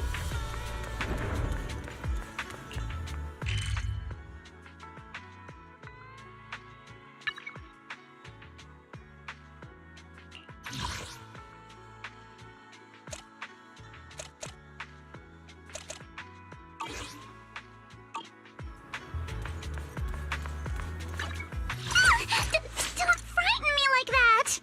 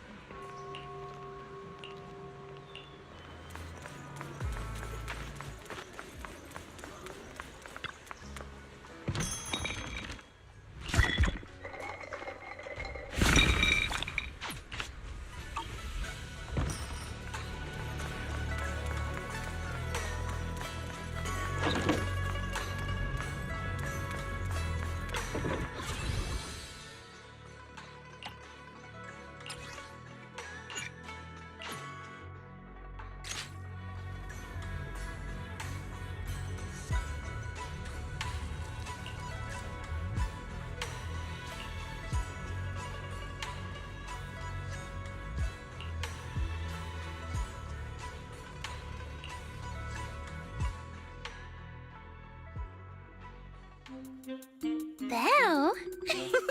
I knew you'd still be up. Yep, this is still early for me. I'm quite the night owl. Perfect! Anyway, the reason I'm bugging you at this hour is... I was hoping you could help me with something. Lately, my ethereal research has been like a Tarrasque mixer trying to get through the old metro tunnel in Cretan Hollow. Completely stuck. Whoa, that's rough. How are things going before you hit the bottleneck? It was... going pretty well, I guess. I had this plan to turn our lawn into pedal sofas for hollow camping, and I tried to figure out how the traffic lights on Fawn worked. Oh, do you happen to know, if you tie both ends of a Spectre's cloak into a knot, how does it keep floating? Wait, Lucia, where are all these research ideas even coming from? What do you mean, where? From the Hollows, of course. Just walk on in, run into a couple of ethereals, and boom! Research inspiration! But I'll admit, these ordinary inspirations are just not enough. The inspirations are not enough? Or should I be asking, what about the other ideas you had before? Proxy, could it be you haven't read any of my posts on Spook Shack? I guess the titles of my posts haven't been catchy enough. If I can't come up with something as attention-grabbing as the fiery serpent, then no matter how many times I write about blast crawlers, people are just gonna get bored and lose their interest in the forum. And when that happens, where can I find leads on the night horror? What's a night horror? Some rare ethereal you're interested in? Well, it's kind of a long story. For now, think of it as an ethereal. An ethereal that can enter people's dreams and talk to them. Wait, Proxy, do you think ethereals can communicate with humans? Anything's possible in the Hollows. If ethereals could talk, I'd ask the Fawns why they always flash their red lights every time I walk by. I know what you mean, Proxy. Normally, I'd say this is just baseless speculation and leave it at that. But right now, I've got the perfect research subject in mind. Let's head out now! Before diving into the Hollow, we have to make a stop at Fluffy. Why are we going to Fluffy of all places? Oh, I'm going to buy a toy. What? A toy? Did you get a pet? Not yet, actually. But I know Chestnut's gonna be the goodest pup. Oh, I get it. You're trying to win over a puppy with treats and toys. Yes!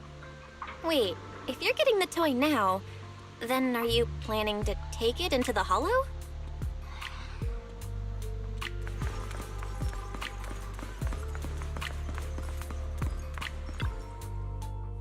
Hey there! Welcome in! Looking for something special today? If I want a little doggy to come up to me on her own, what should I get? Honestly, you don't need to buy anything to get close to a pup. Genuine kindness, some patience, and a little passion. That's all it takes to win a puppy's heart. It's true! Kindness, patience, and passion, huh? Sounds like something no pup could resist. I'm sold. No. I'm not saying I don't believe it. It's just... Chestnut's a very particular little pup. I understand. I've met lots of special needs pups. Some were abandoned, some have been on their own since they were born. If you want to gain their trust, it will take a longer time. Let me think. What about this? A brand new line of treats for puppies! I packed it with all sorts of delicious jerky. They're super yummy. No pup can resist it.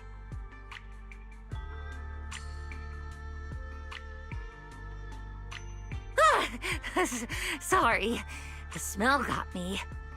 That's okay. But, I don't think Chestnut would like this. Chestnut is, a bit of a picky eater. I see. Then maybe you want to give this one a go. Our most popular toy. It's a battery-powered bird that flaps like the real thing. Our kitties and puppies go nuts for it. This looks great! But is it sturdy enough? I'm afraid not. It's actually designed more for cats, and it's built to be lightweight, so I wouldn't call it sturdy. It should work for smaller dogs, though. Chestnut's a big girl, with a big girl attitude. Oh, that might not work then. Let me think. Oh, if you don't mind something a little old school, we do have another toy for bigger pups. It's actually more of a pillow. It doesn't have any bells or whistles, but it's really sturdy and great for gnawing.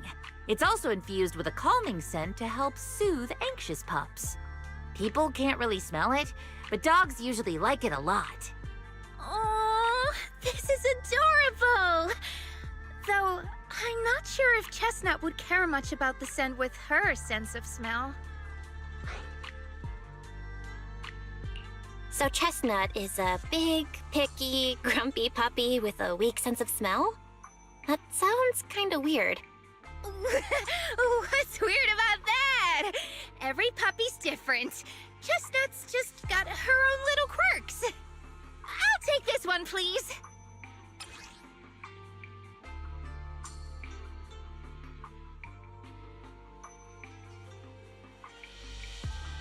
You got it!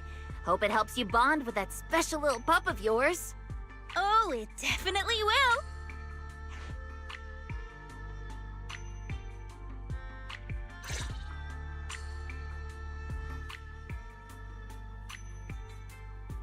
My dream seems to have become a reality.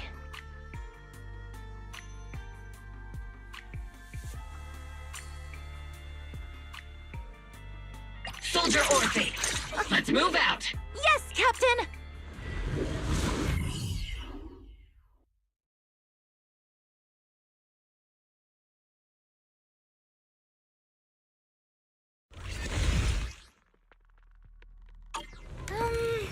Let me think.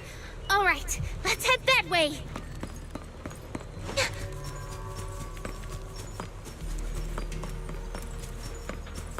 Help! Help! Huh? Isn't that... Strange. This place was nice and quiet last time I was here. By nice and quiet, you mean there weren't as many ethereals back then? Not exactly. But the ethereals here were always pretty chill. They hardly ever gather like this. Ethereals? Chill?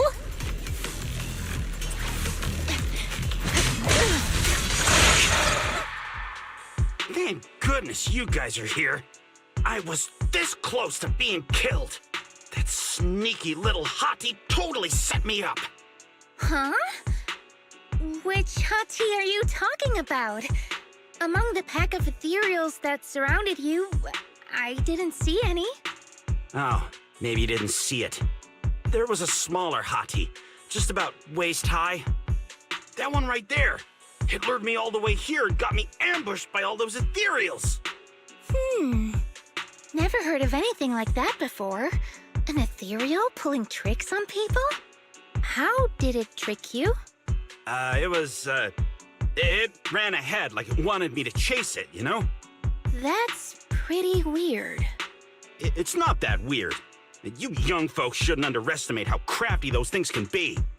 No, I mean, you are pretty weird, mister. In the Hollow, most people run away from ethereals. That little hot tea from earlier, if you want to dodge it, it'd be easier than a Thanatos dodging a blast crawler. Why did you even chase it? I didn't chase it. Look, I was minding my own business in the Hollow, and that hottie ran at me out of the blue, with a whole pack of ethereals behind it to ambush me. Now that's interesting. I've only heard of symbiotic ethereals in Hollow Zero being able to command other ethereals. Maybe that little hottie has what it takes to be the next Nineveh. I don't get what you're on about. You run into ethereals in the Hollow, you eliminate them. That's just the way it is. Instead of taking down that ethereal, you're now blaming me? That is just absurd.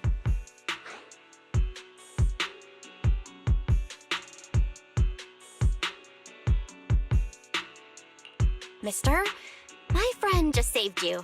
She's trying to learn more about the ethereals so we don't end up in the same mess as you. You?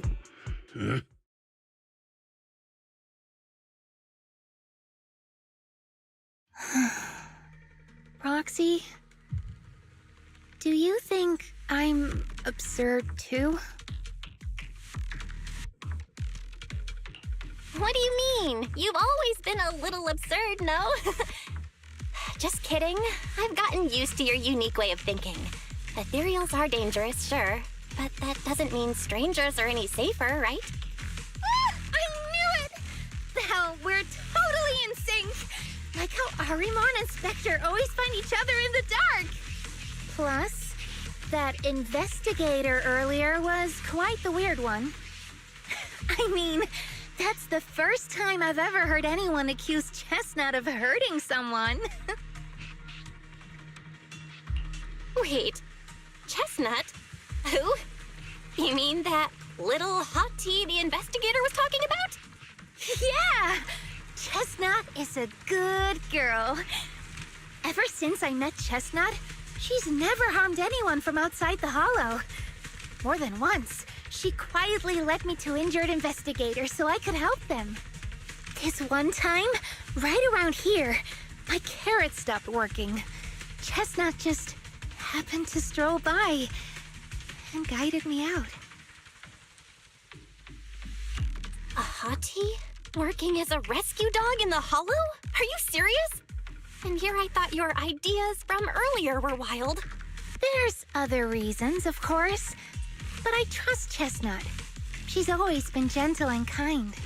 What's strange is, the last few times I saw her, I kept feeling like someone was tagging her, tracking her. Just like that guy from earlier. A kind and gentle ethereal? I need a second to process it. Those other reasons must be really important. It's a long story. Let's talk about it when we get back. Ugh, and thanks to that weirdo earlier, I didn't even get the chance to give Chestnut the toy I picked out. Let's look around a bit more. Maybe she's still nearby. I think Chestnut went that way. Let's go take a look.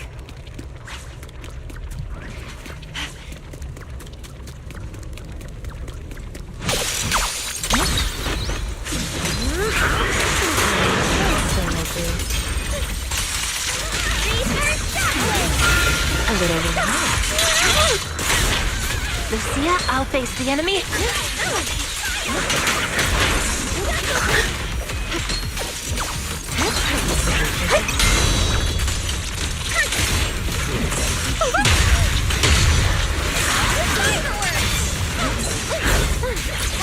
This is your last page.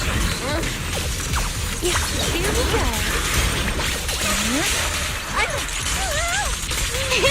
Easy peasy. Wanna play a game?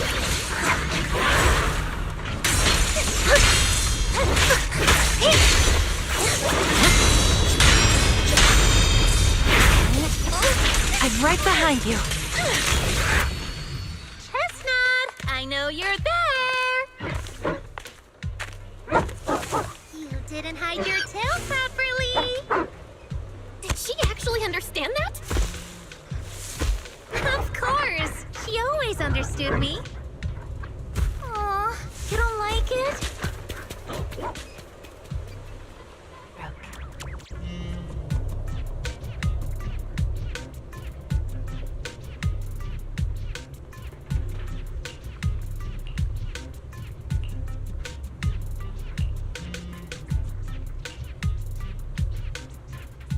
Copy.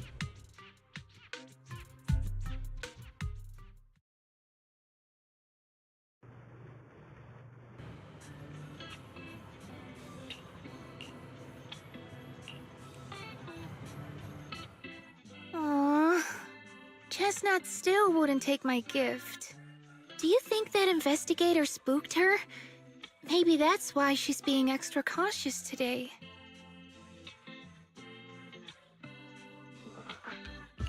Well, we can always head back to Lemnian Hollow next time and look for her again. Okay. I hope we get to see Chestnut next time. Oh, right.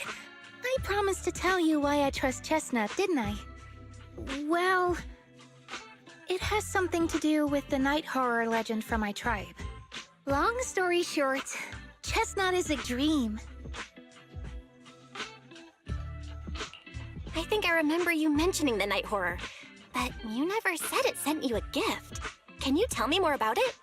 You already know I'm one of the Night Watchers out on the fringes of New Eridu. We rest during the day, and we're active at night. The stories say that long ago, our ancestors fought a powerful ethereal. The battle lasted for days, and just before it fell, it released a final surge of power. Ever since then, it's haunted our dreams.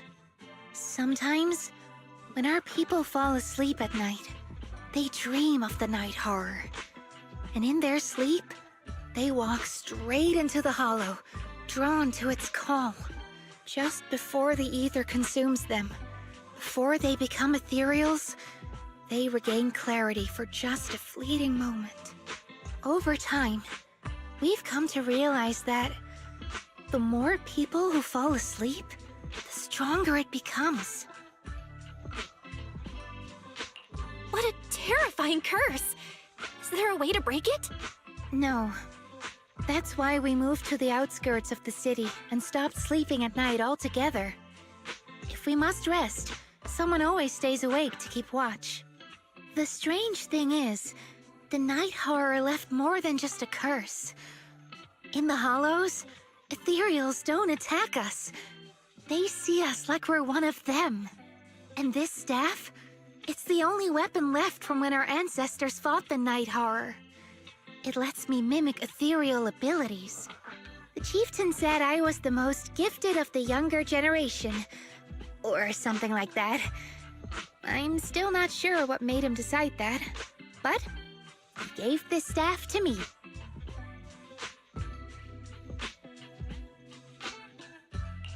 Being seen as one of the ethereals and copying their moves. If all these weird powers are gifts from the night horror, then what about Chestnut? Oh, Chestnut. It was a night not long ago. Granny was keeping watch for me. She was telling me stories of the night horror, how it's both feared and revered by our people. She even described the night horror she saw in her dreams.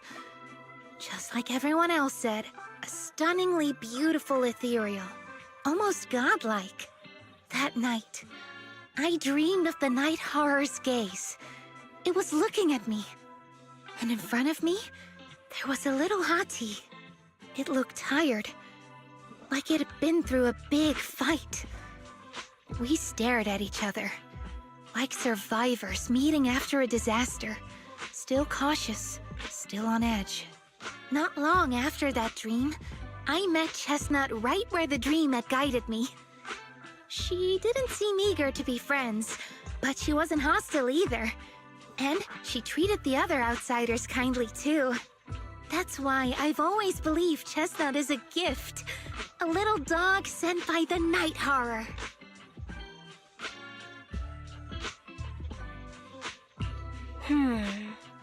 So, the night horror was just being nice? I don't know. But I think Chestnut is such a good girl. If we can get along, maybe the conflict we saw in the dreams won't come true after all. And what if the night horror is just like Chestnut? What if we could communicate with it? Then maybe everything our people have endured could finally come to an end. Sounds silly, doesn't it? Not at all. I get what you mean, Lucia. It's the Hollow. Who can say anything for sure? Even among my own people, no one really believes me. Except for Ade and Granny.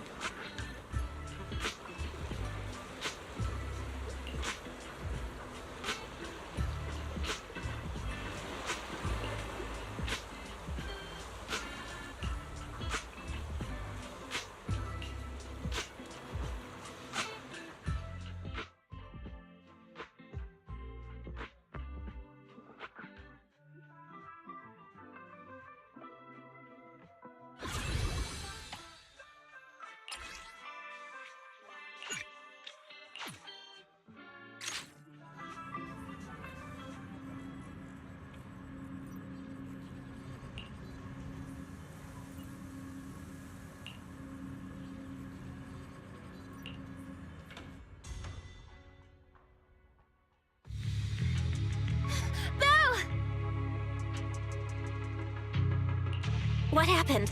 Don't panic. Take your time and tell me slowly. It's the Night Horror! There's word in my tribe that the Night Horror has returned! Our old chieftain. He sleepwalked into Lemnian Hollow, and no one's seen him since. What? Was it an accident? A few days ago, some people came to speak with the chieftain. They asked if any night watchers would volunteer to sleep at night so they could follow the sleepwalkers into the Hollow and find the Night Horror. They promised they only wanted to learn more about the Night Horror's powers, and if anything went wrong, they'd wake us right away. But for everyone's safety, the chieftain said no. Not long after, people overheard the chieftain arguing with someone loudly. That sounds suspicious. Do you think those people were involved? Since they got turned down, they forced the chieftain to sleepwalk? But they left right after they spoke with the chieftain. No one saw them return or sneak into the tribe. It looked like the chieftain just began sleepwalking because of the Night Horror, and following the fate of all night watchers, returned to the Hollow's embrace. Something's definitely off here. I've been carrying the staff he gave me, and I still remember his words. Maybe all night watchers will eventually embrace their fate, sleepwalking back into the Hollow and becoming one of the Ethereals. But until that day comes, we live as people. We live our lives to the fullest. So if anyone took away the chance of him living his life to the fullest, even if it was the Night Horror itself, I need to know why.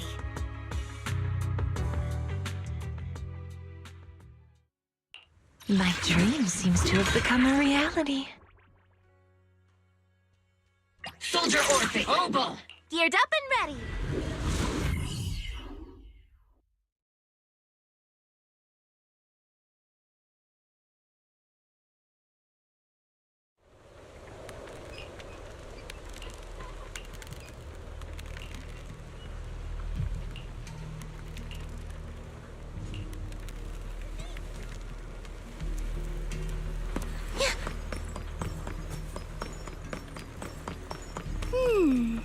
A crossroads. I see marks by the roadside. Let's check them out.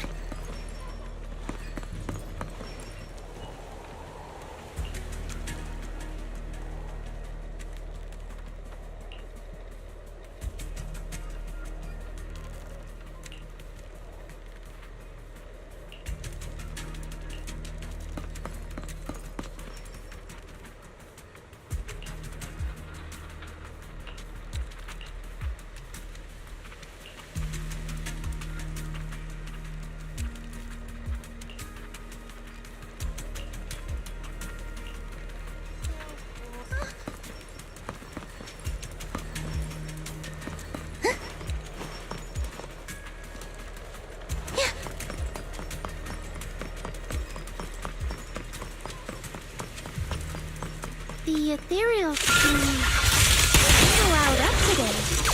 Huh? How do you know that? They all look the same to me. See the glow around their cores?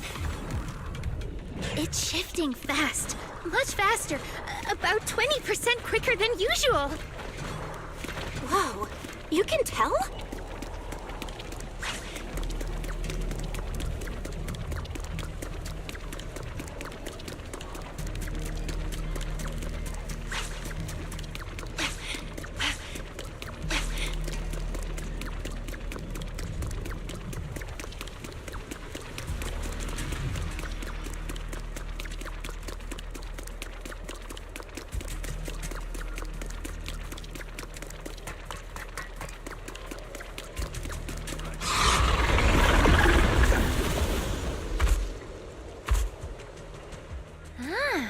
It's a hater. You actually know this ethereal?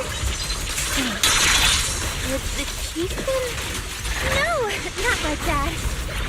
But if the chieftain had turned into an ethereal, he would be a far stronger one than this. Huh? Go chieftain, I guess. High rank Ethereals never get along. So if one is flexing its muscle here, it might actually be good news for us. I'm not following what you just said. But if you're calling it good news, it's good news.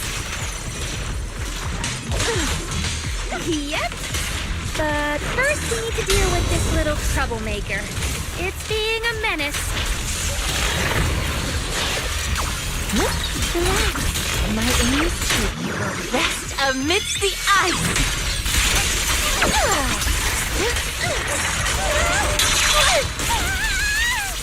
Keep your balance on me.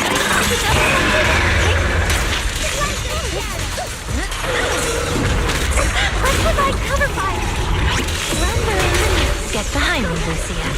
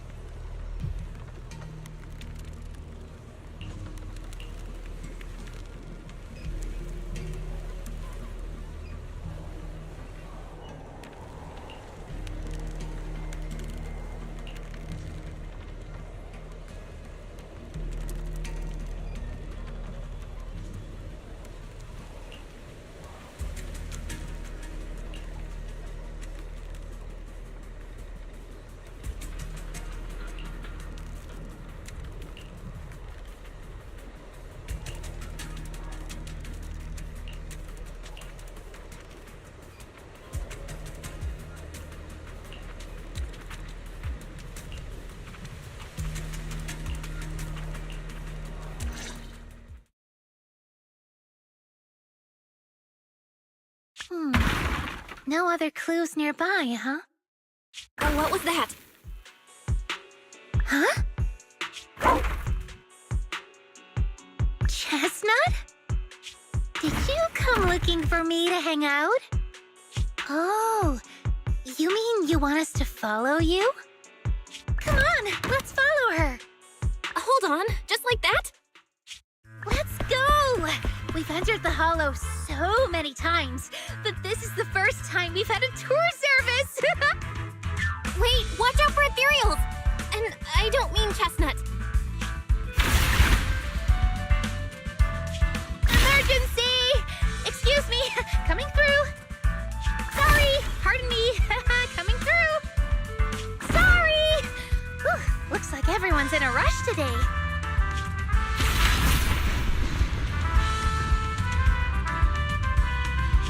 Weren't we supposed to be looking for clues? I think I just hit my steps for the day. Chestnut, what is it you're leading me to?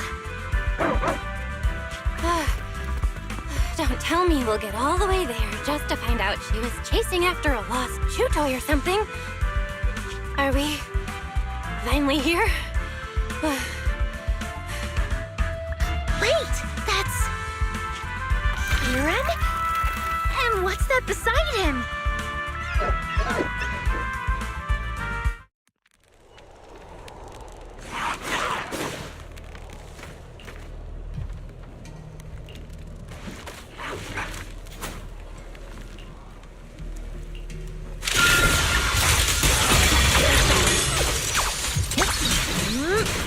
Here we go.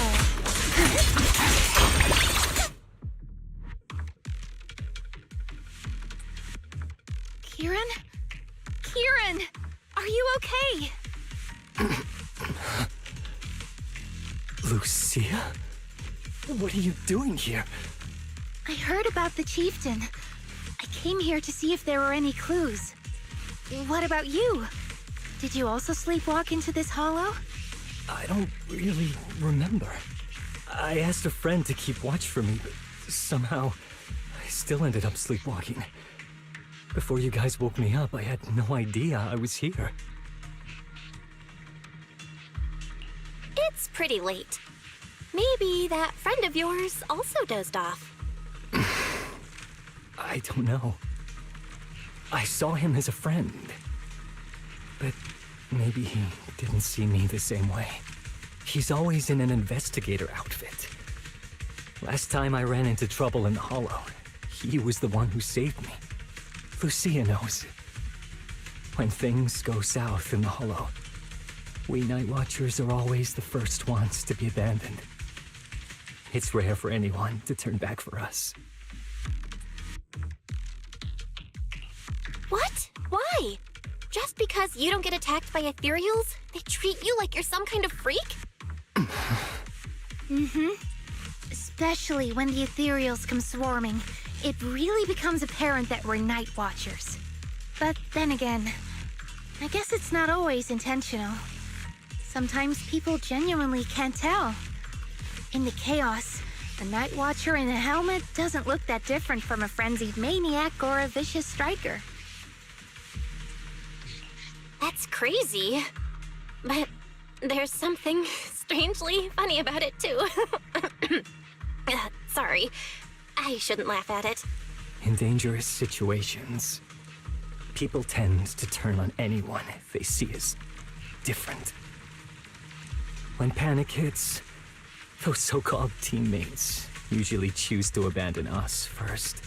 And they always say things like, "You'll be fine. The ethereals won't attack you. Just hide here. We'll come back for you when we can." But most of the time, no one comes back for us. That's why, after that guy saved me, I really thought he was a true friend. I understand what you mean. But has he been acting strange lately? Strange. Well, lately, he's been asking a lot about the night horror. And really digging into things like how we communicate with ethereals. Does that count? Communicate with ethereals? Yeah. He saw me trip over a beholder engine once. It just looked at me and left me alone. Didn't attack me or anything. After that, he got it into his head that Night Watchers must be able to communicate with ethereals. It has the power to calm them down. By the way, speaking of calming and communicating with ethereals, isn't that your specialty, Lucia?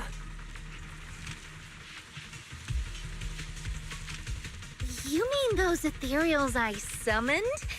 Oh, that wasn't me controlling them. That was just an optical delusion. I layered some visual effects on top of simulated ethereal attack patterns, so it looks like they're there, but it's all just illusion. I see. But what about this thing? Oh, that's Chestnut. This ethereal's been sitting there quietly this whole time. I thought maybe it could understand us. Wait, is it one of your illusions too? Ah, yes, totally. When sitting still, she doesn't use much ether, so she looks really well behaved.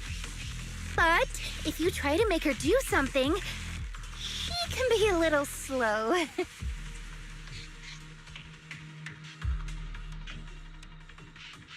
This illusion isn't doing very well. I'll have to practice more later.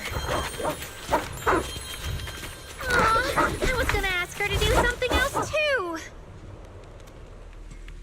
Oh, I see. This ethereal looks insanely real. I've seen some of your illusions before, but this one... Seems like you've improved your skills again. Congrats. I guess so. Thanks. But even with the staff passed down in our tribe, you still can't really control ethereals. Does that mean what the guy's after? Controlling or communicating with ethereals was never actually possible in the first place? Manipulating the ether environments to control ethereal behavior isn't totally far-fetched. Take Geppetto from Hollow Zero. It could even command other ethereals to launch ambushes. But this strange device here? I doubt it can pull off anything close to what Geppetto could do. If we're talking about massive symbiotic ethereals like Geppetto, then yeah, it could definitely manipulate the ether environment in a large area. But I feel like we don't really need something that extreme to influence ethereal behavior. If we just want to change how ethereals behave, then maybe suppressing or stimulating their ether activity levels could do the trick. As expected from our ethereal expert.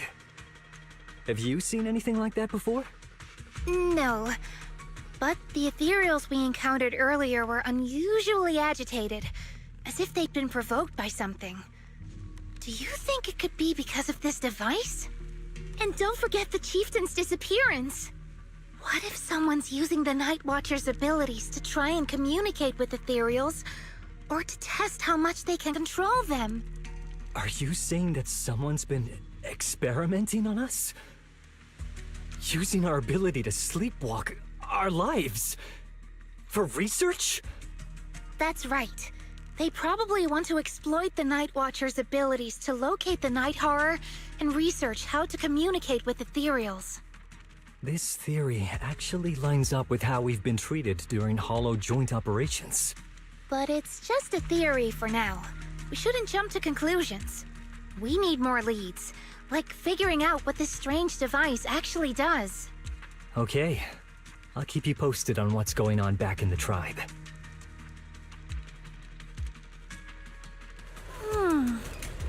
Weird little thing. Belle! Come take a look at this thing!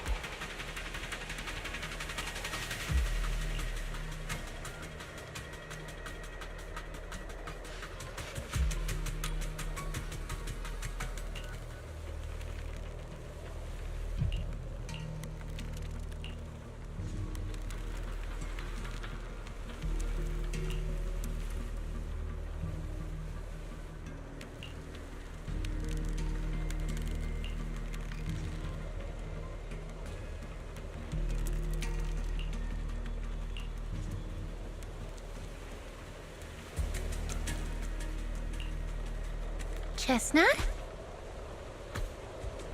Wow! You like this pillow, don't ya? Thanks so much for today. Will you come play with me again next time?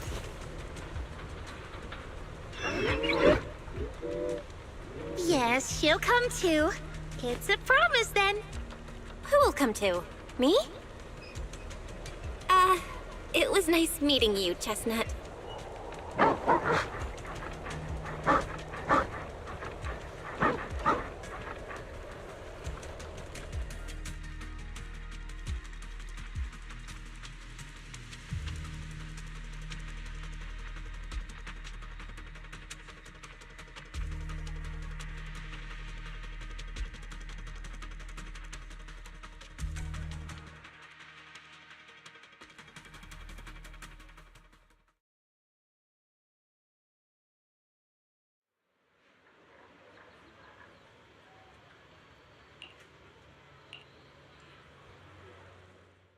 Oh, it's nothing.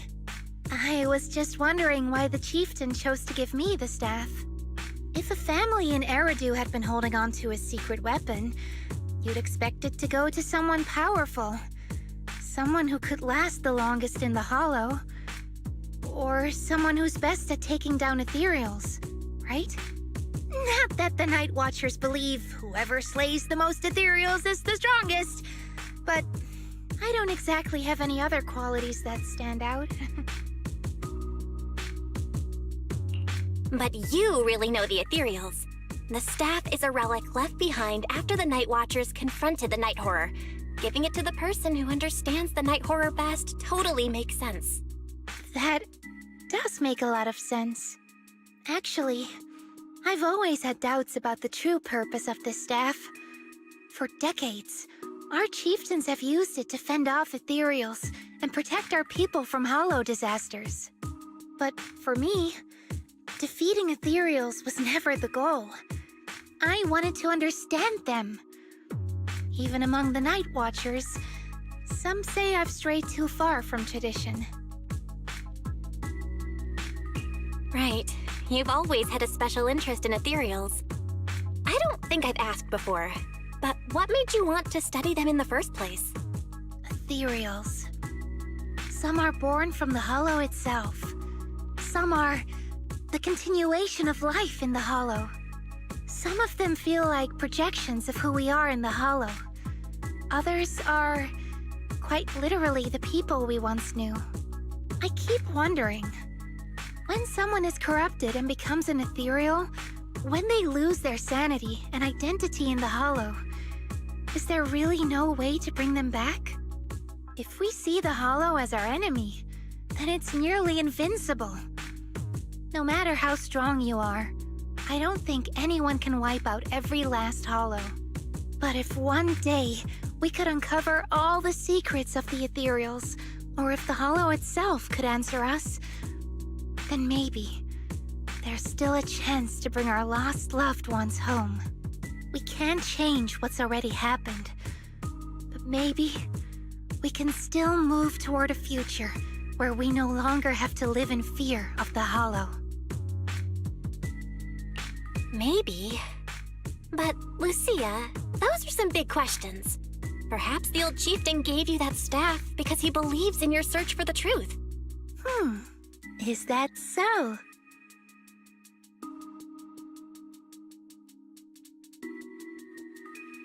Well, there's no way the two of us can figure everything out just by thinking. Let's not stress ourselves out. Phew. So much has happened tonight. I'm exhausted. I should head home and get some rest. But I'm sure we can find out more about the chieftain and Kieran. Once I hear something new, I'll let you know.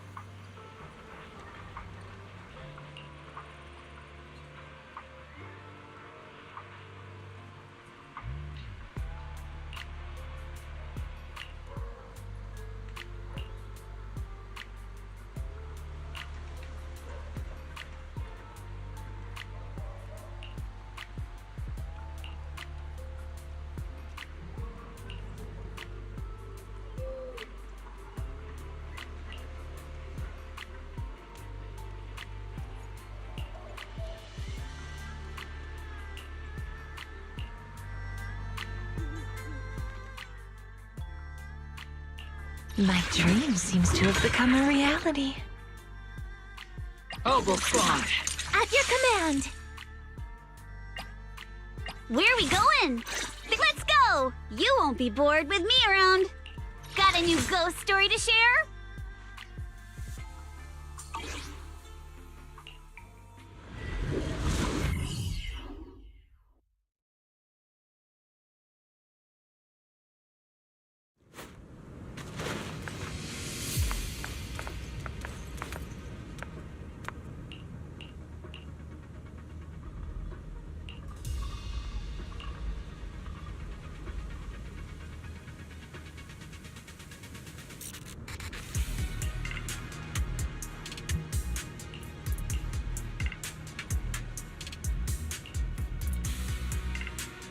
Let's just follow Chestnut.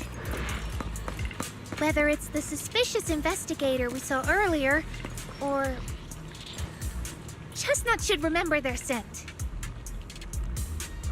She has the makings of a rescue dog. You should totally train her.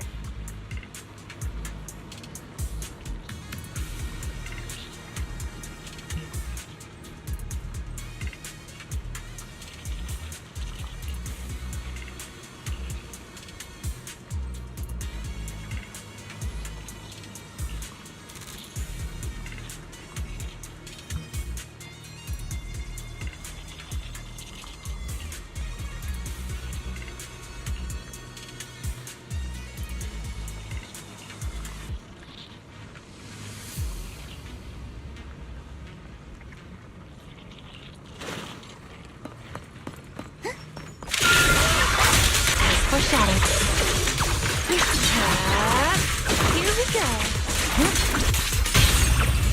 Huh?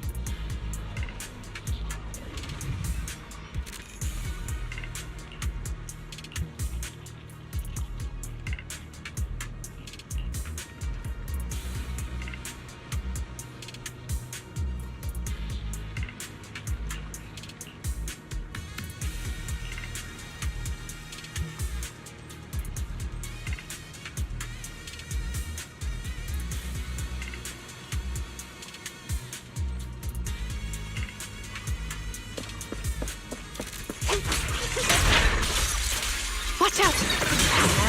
Are you ready for this?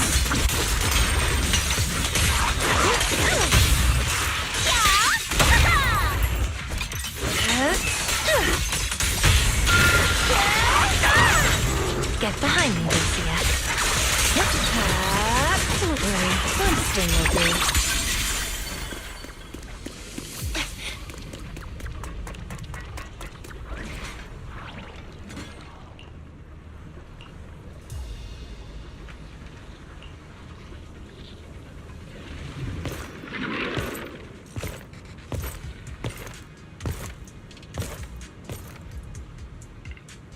Yeah, you were right, Lucia. He's close.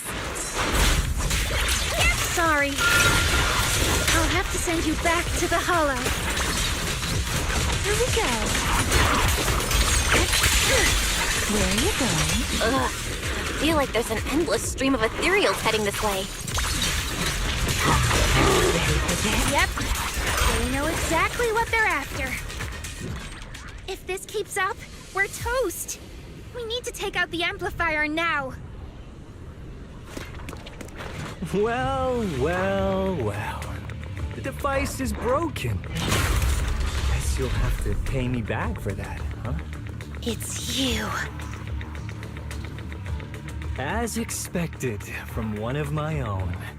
So much for being close to the ethereals. When it's time to strike, you don't even flinch, do you? Kieran? Oh, did I surprise you? Honestly, I was more surprised by you and the old man. You mean the chieftain? He sleepwalked into the Hollow because of you? Yeah. I figured someone like him, sitting at the top for so long, would have caught the Night Horror's attention. But nope. He's swallowed by Lemnian Hollow just like anyone else. Why are you doing this? Because he was just a coward, standing in the way. A few days ago, some higher-ups came looking for him. They made him an offer, but he turned it down on the spot. When I confronted him about it, he acted like he was some righteous hero and told me off like I was some kind of traitor. You are a hypocrite, just like him. No wonder he gave the staff to you. You call us hypocrites, but you'll do whatever it takes to get what you want, even if it means hurting others. Whatever it takes. After years of glorified legends, everyone forgets. The Night Watcher's power was taken from the ethereals to begin with. The Night Watcher's power was taken from the ethereals? What do you mean? Well. Lucia didn't tell you? There's another version of how the Night Watchers came to be. Our ancestors didn't just encounter the Night Horror by chance. They knew what it was capable of. They knew it could control other ethereals. The entire tribe went after it, hoping to defeat it and seize its power. But when the Night Horror unleashed its final surge of energy, half the tribe turned into ethereals on the spot. The rest barely survived. The only reason they were acknowledged by the Hollow was because they sacrificed their own kin. That's just another ancient rumor. Stop lying to yourself. Do you really believe you can strike a deal with the Ethereals and not pay the price? Stop twisting the facts. Even if that story is true, it's got nothing to do with what's happening now. What exactly are you trying to say? We've spent our lives hiding in the shadows, shaped by traits we never asked for. Just because the Ethereals don't attack us, those who live in the city see us as freaks. Like we're invisible. Like we don't matter. When disaster hits, whether it's in the city or in the Hollows, we're always the ones they abandon first. Back when New Eridu was founded, public security declared all survivors had been safely relocated to New Eridu. And us? We were still running for our lives. Caught between companion hollows, stumbling over the bodies of our own kin, crying as we counted who didn't make it. Tell me, did anyone come for us? Lucia, don't you want to change our lives for the better? Even if we were to leave all this behind, it shouldn't come at the cost of our people's lives. Who are you waiting for to come and uphold justice? Being seen as kin by the Ethereals, walking freely through the Hollows. This is the Night Horror's blessing! We should use this gift to earn power, to gain recognition. Isn't that what we deserve? If it means a better future for everyone, then what do a few sacrifices matter? But the price you're paying for that future, is it really your so-called gift? Or is it the lives of your own kin? What is it you really want? A place for our tribe to survive? A stamp of approval from New Eridu? Or something else? Those sacrifices were just inevitable casualties. It's nothing compared to what we gave up when we first fought the Night Horror. Besides, after the early trials, I finally found better test subjects and stronger allies to back me. Everything's going smoothly now. Better test subjects? Are you talking about me? Lucia, you're so full of yourself. Though I too used to think you were some kind of prodigy, summoning Ethereals out of thin air. But now, you're just a coward with a fancy stick. Putting on cheap tricks, hiding behind research, while running away from your fate! I couldn't care less whether you live or die. What is it you're after? Chestnut or the staff? Obviously both. That staff was entrusted to me by the chieftain. After everything you've done, you still have the nerve to ask for it? And Chestnut? Chestnut is my friend. She is a free ethereal. I will not let you take her away! Oh, save the speech. I've heard it all before. The Night Horror is watching over the conflicts, gifts from your dreams. But you've never even dreamed of the Night Horror. You are just making up stories to hide the fact that it never chose you. The only reason you stumbled upon this rare hottie in the first place was because I slipped up. And I'm here to fix that. It's time things go back on track now. You treat our people with even less care and compassion than Nineveh does the Hornets. I don't believe a word you say, and I won't let you hurt anyone else just to feed your ambition. You didn't really think that half-finished prototype you destroyed earlier was my only backup plan, did you? Not everyone can stand to see the Night Watcher's rare gift go to waste. My ally supports my research generously. They've even thrown in a little extra firepower. So hand them over. Your magic stick. The gullible little ethereal you tricked. And you, my new test subject. If you surrender now, Maybe I'll even spare you from getting torn up too badly before I put you to use. Don't worry. A little reward.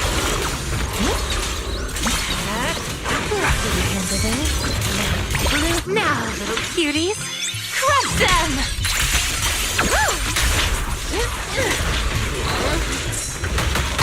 Radiant strike! Yuza, allow me!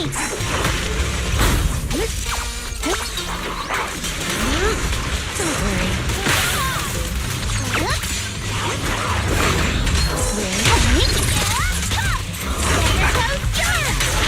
Lumber in the mud. Relax. My aim is true.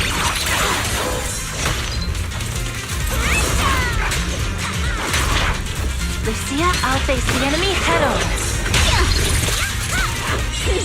Come on! Don't be nervous! Drawn from countless legends, melodies, and dreams! How about I smash it? Let me help you chill out.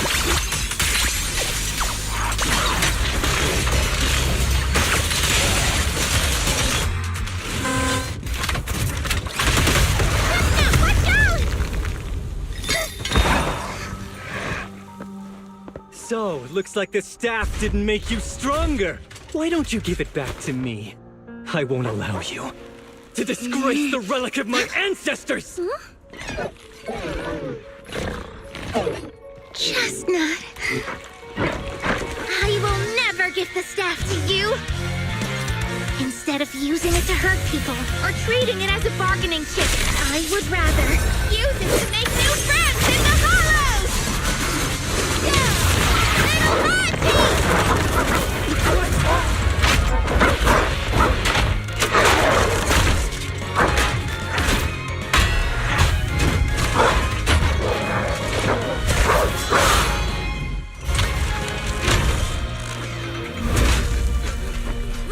The art illusions? The real ethereals? You're a monster! See? The hollow has answered my call. You freak! Maybe. But if you were really blessed by the night horror, how'd you end up being defeated by... I underestimated you. No. What you underestimated was what you kept talking about. The gift. You always saw our abilities in the Hollow as some kind of superior gift. And you see the city people as enemies who abandoned us.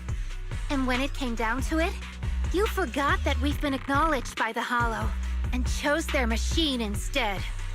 I was only borrowing their power. Most people see ethereals as enemies. But when you try to exploit their power and get burned by your own betrayal, it's hard to play the victim then, isn't it? When you spoke so passionately about our tribe's place in the world, I thought you understood that. Are you defending the ethereals now?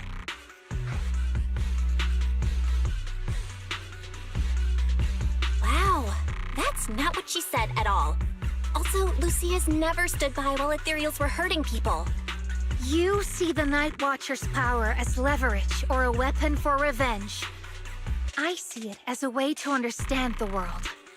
I want to learn about ethereals because the Hollow is their home.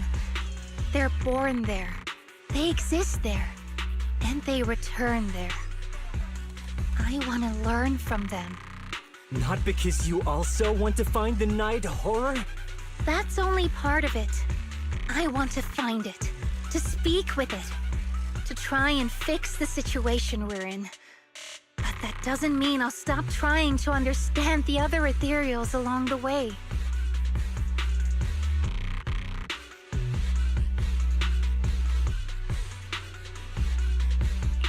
Wait, what about Chestnut? There's still so much we haven't figured out about her.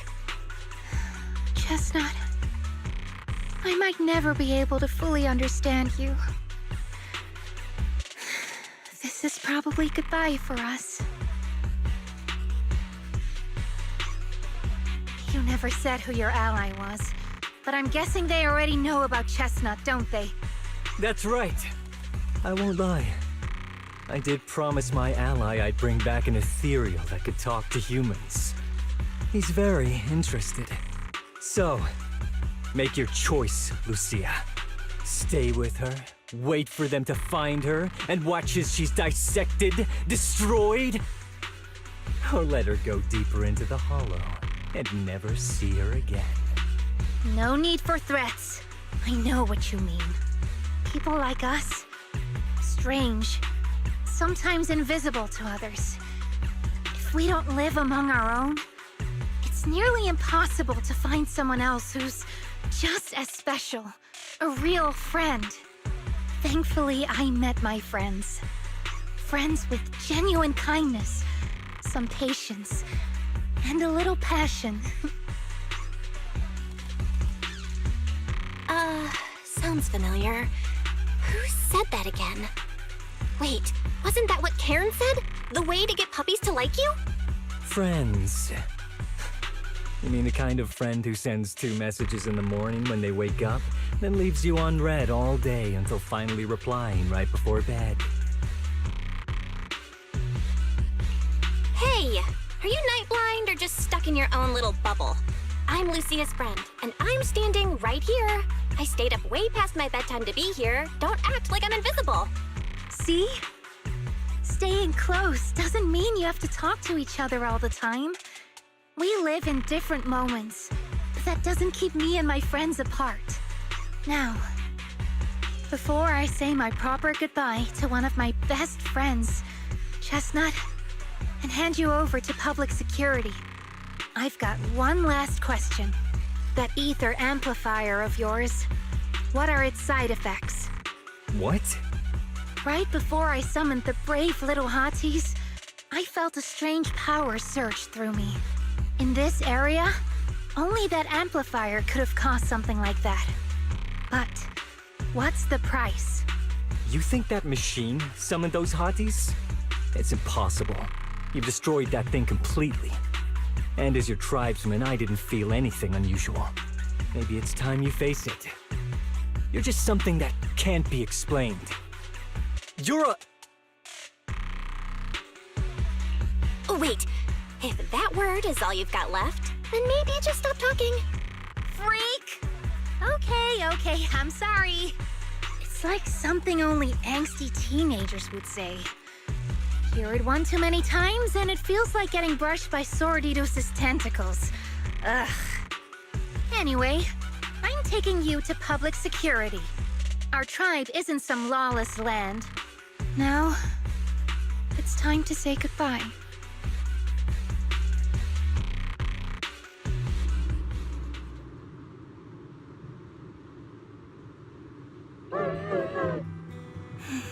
He's right. You'll be freer and safer if you stay away from me. Head for the deepest part of the Hollow, as far as you can go. Be wary of humans the way they're wary of you, but don't hurt them. If we're lucky, maybe we'll meet again. Good girl, Chestnut. Go on.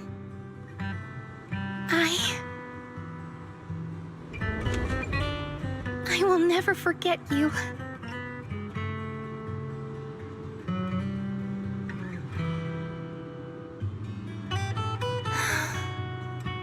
I already miss you.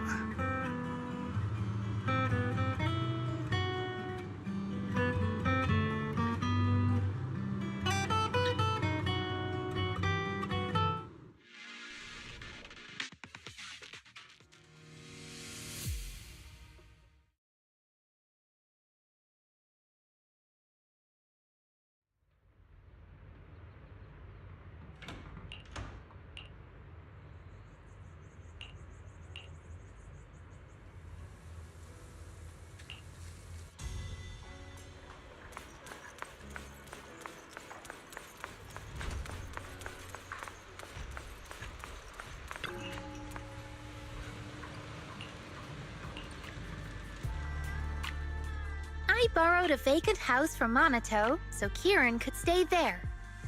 The chieftain said someone will come pick him up, an officer who's familiar with our tribe's affairs. That investigator who turned into an ethereal wasn't exactly a good person, but Kieran still has to take responsibility.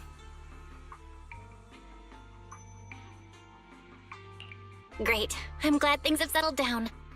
But I can't help thinking, isn't there still something we haven't figured out? Yeah, we still don't know anything about Kieran's ally. There might still be someone out there waiting to take advantage of the Night Watchers. It's unsettling. Unsettling? That doesn't sound like you, Lucia. But either way, you're going to keep up with your research, right? Of course! Even if I won't be seeing Chestnut as often anymore. And I can't upload our videos or tell the world there's an ethereal in the Hollow who can actually communicate with humans. Chestnut gave me the courage to keep going. I've made some real progress this time. Progress? Oh, you mean the Hollow, right? I can't believe it actually responded to you. Yeah! You see, I don't know how it happened, but just now, through the staff, it felt like the Hollow responded to me. The Hollow said, "Let there be little hotties to help Lucia." And boom! They appeared! And helped me take down that big guy! All in all, I think it's something very, very memorable. And it's got tons of research potential. You see, if the Hollow really let me communicate with little hotties, then maybe I could talk to the Night Horror too? If you really could talk to the Night Horror, what would you ask? If I ever got the chance, I'd ask, why did it give the Night Watchers the trait that makes ethereal see us as kin? Can our dreams stop leading us to madness and turning us into ethereals? But I want more than asking questions. I have bigger ambitions. Maybe someday, everyone could hear the Hollow respond, just like the first Night Watchers did. Maybe we could even communicate with it, so we won't have to live like nomads. Wow, that answer is a long way off. But I think if anyone can reach it, it's you, Lucia. Yeah, there's still so much left to learn. Time for a break, and then the journey continues.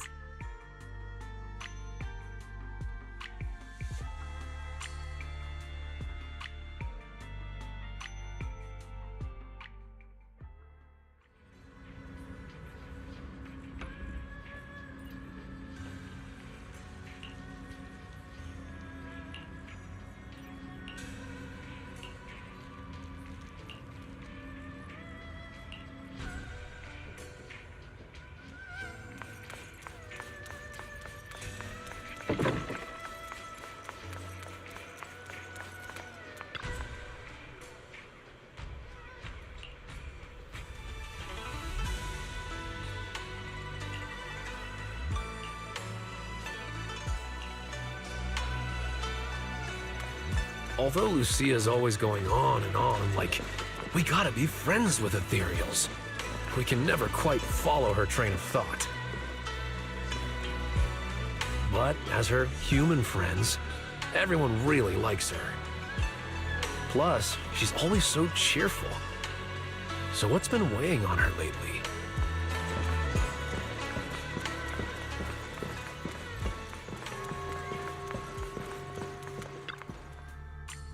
Oh, miss, I remember you. Would you mind if I asked a few quick follow-up questions?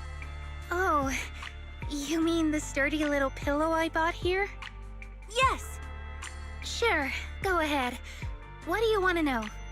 Thank you so much. So, did your puppy like it? Yeah, she loved it. I'm glad to hear it. Next question is, how's the wear and tear? Pretty worn out now. Oh no, I'm so sorry. We'll keep improving the pillow's material. But The material's already been reported as too hard by a lot of customers. If we make it any sturdier, I'm worried some smaller pups might hurt their teeth chewing on it. Chestnut is, well, a big girl. For most dogs, the material is already strong enough, I think. All right, noted. And one last question. Has your pup shown any discomfort from the filler's scent? Not at all. She's quite a strong pup. Loves running around with that little pillow in her mouth. Wonderful. Thank you for shopping with us. We appreciate the feedback. Lucia, are you done talking?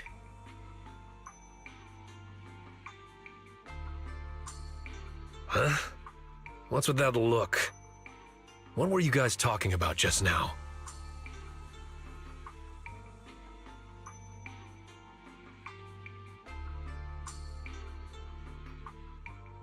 Next time, don't call hotties puppies. All right. Canine Thyrans aren't puppies either. Yup. Fierce canine Thyran or bulky hottie. Either way, not your average little pup. All right. Back on topic. Congrats, Lucia. Your post is blowing up. At first I thought it was because everyone was suddenly interested in debating why Trinocs have such pointy heads. Don't mention it. I put so much effort into my serious, well-thought-out research posts. But everyone just wants Chestnut's adventure stories. Some even asked when Chestnut will dive through the fissure into Hollow Zero, punch the hornets, kick Nineveh, and reach the peak of ethereal life. Lucia, we all know you miss Chestnut, but... But a hottie's front legs are built more like a real canine's, not a cat's. I mean, they can't punch hornets, and its back legs can't really... Wait. This is what you've been stressing over? Well, not exactly. Actually, Belle, there's something else I wanted to talk to you about. Things are mostly settled now. Kieran's been turned over to public security. But when I asked the chieftain, even he had no clue why I was able to summon an actual hottie using just the staff and a notebook. If it wasn't just the staff, then maybe the little hotties appeared because the night horror was watching me again. Or was it because of Chestnut? Do you think the night horror might not be an ethereal at all? I trust your judgment. But aside from ethereals, the only other beings we've seen born from the Hollow are... the sacrifices, right? The night horror doesn't seem like one of them. Then what could it be? It gave the Night Watchers the traits that make ethereals mistake us for kin. It can enter our dreams and lead us into the Hollows. It even foreshadowed my farewell with Chestnut. It has to be something far more mysterious, some deeper creation of the Hollow itself. But I still know far too little about the Hollows. Like you said, the answers might be a long way off. At least I can restart the research I put on hold. So, who's coming with me into the Hollow to see if an Avaris actually bonks its horn when it rolls over?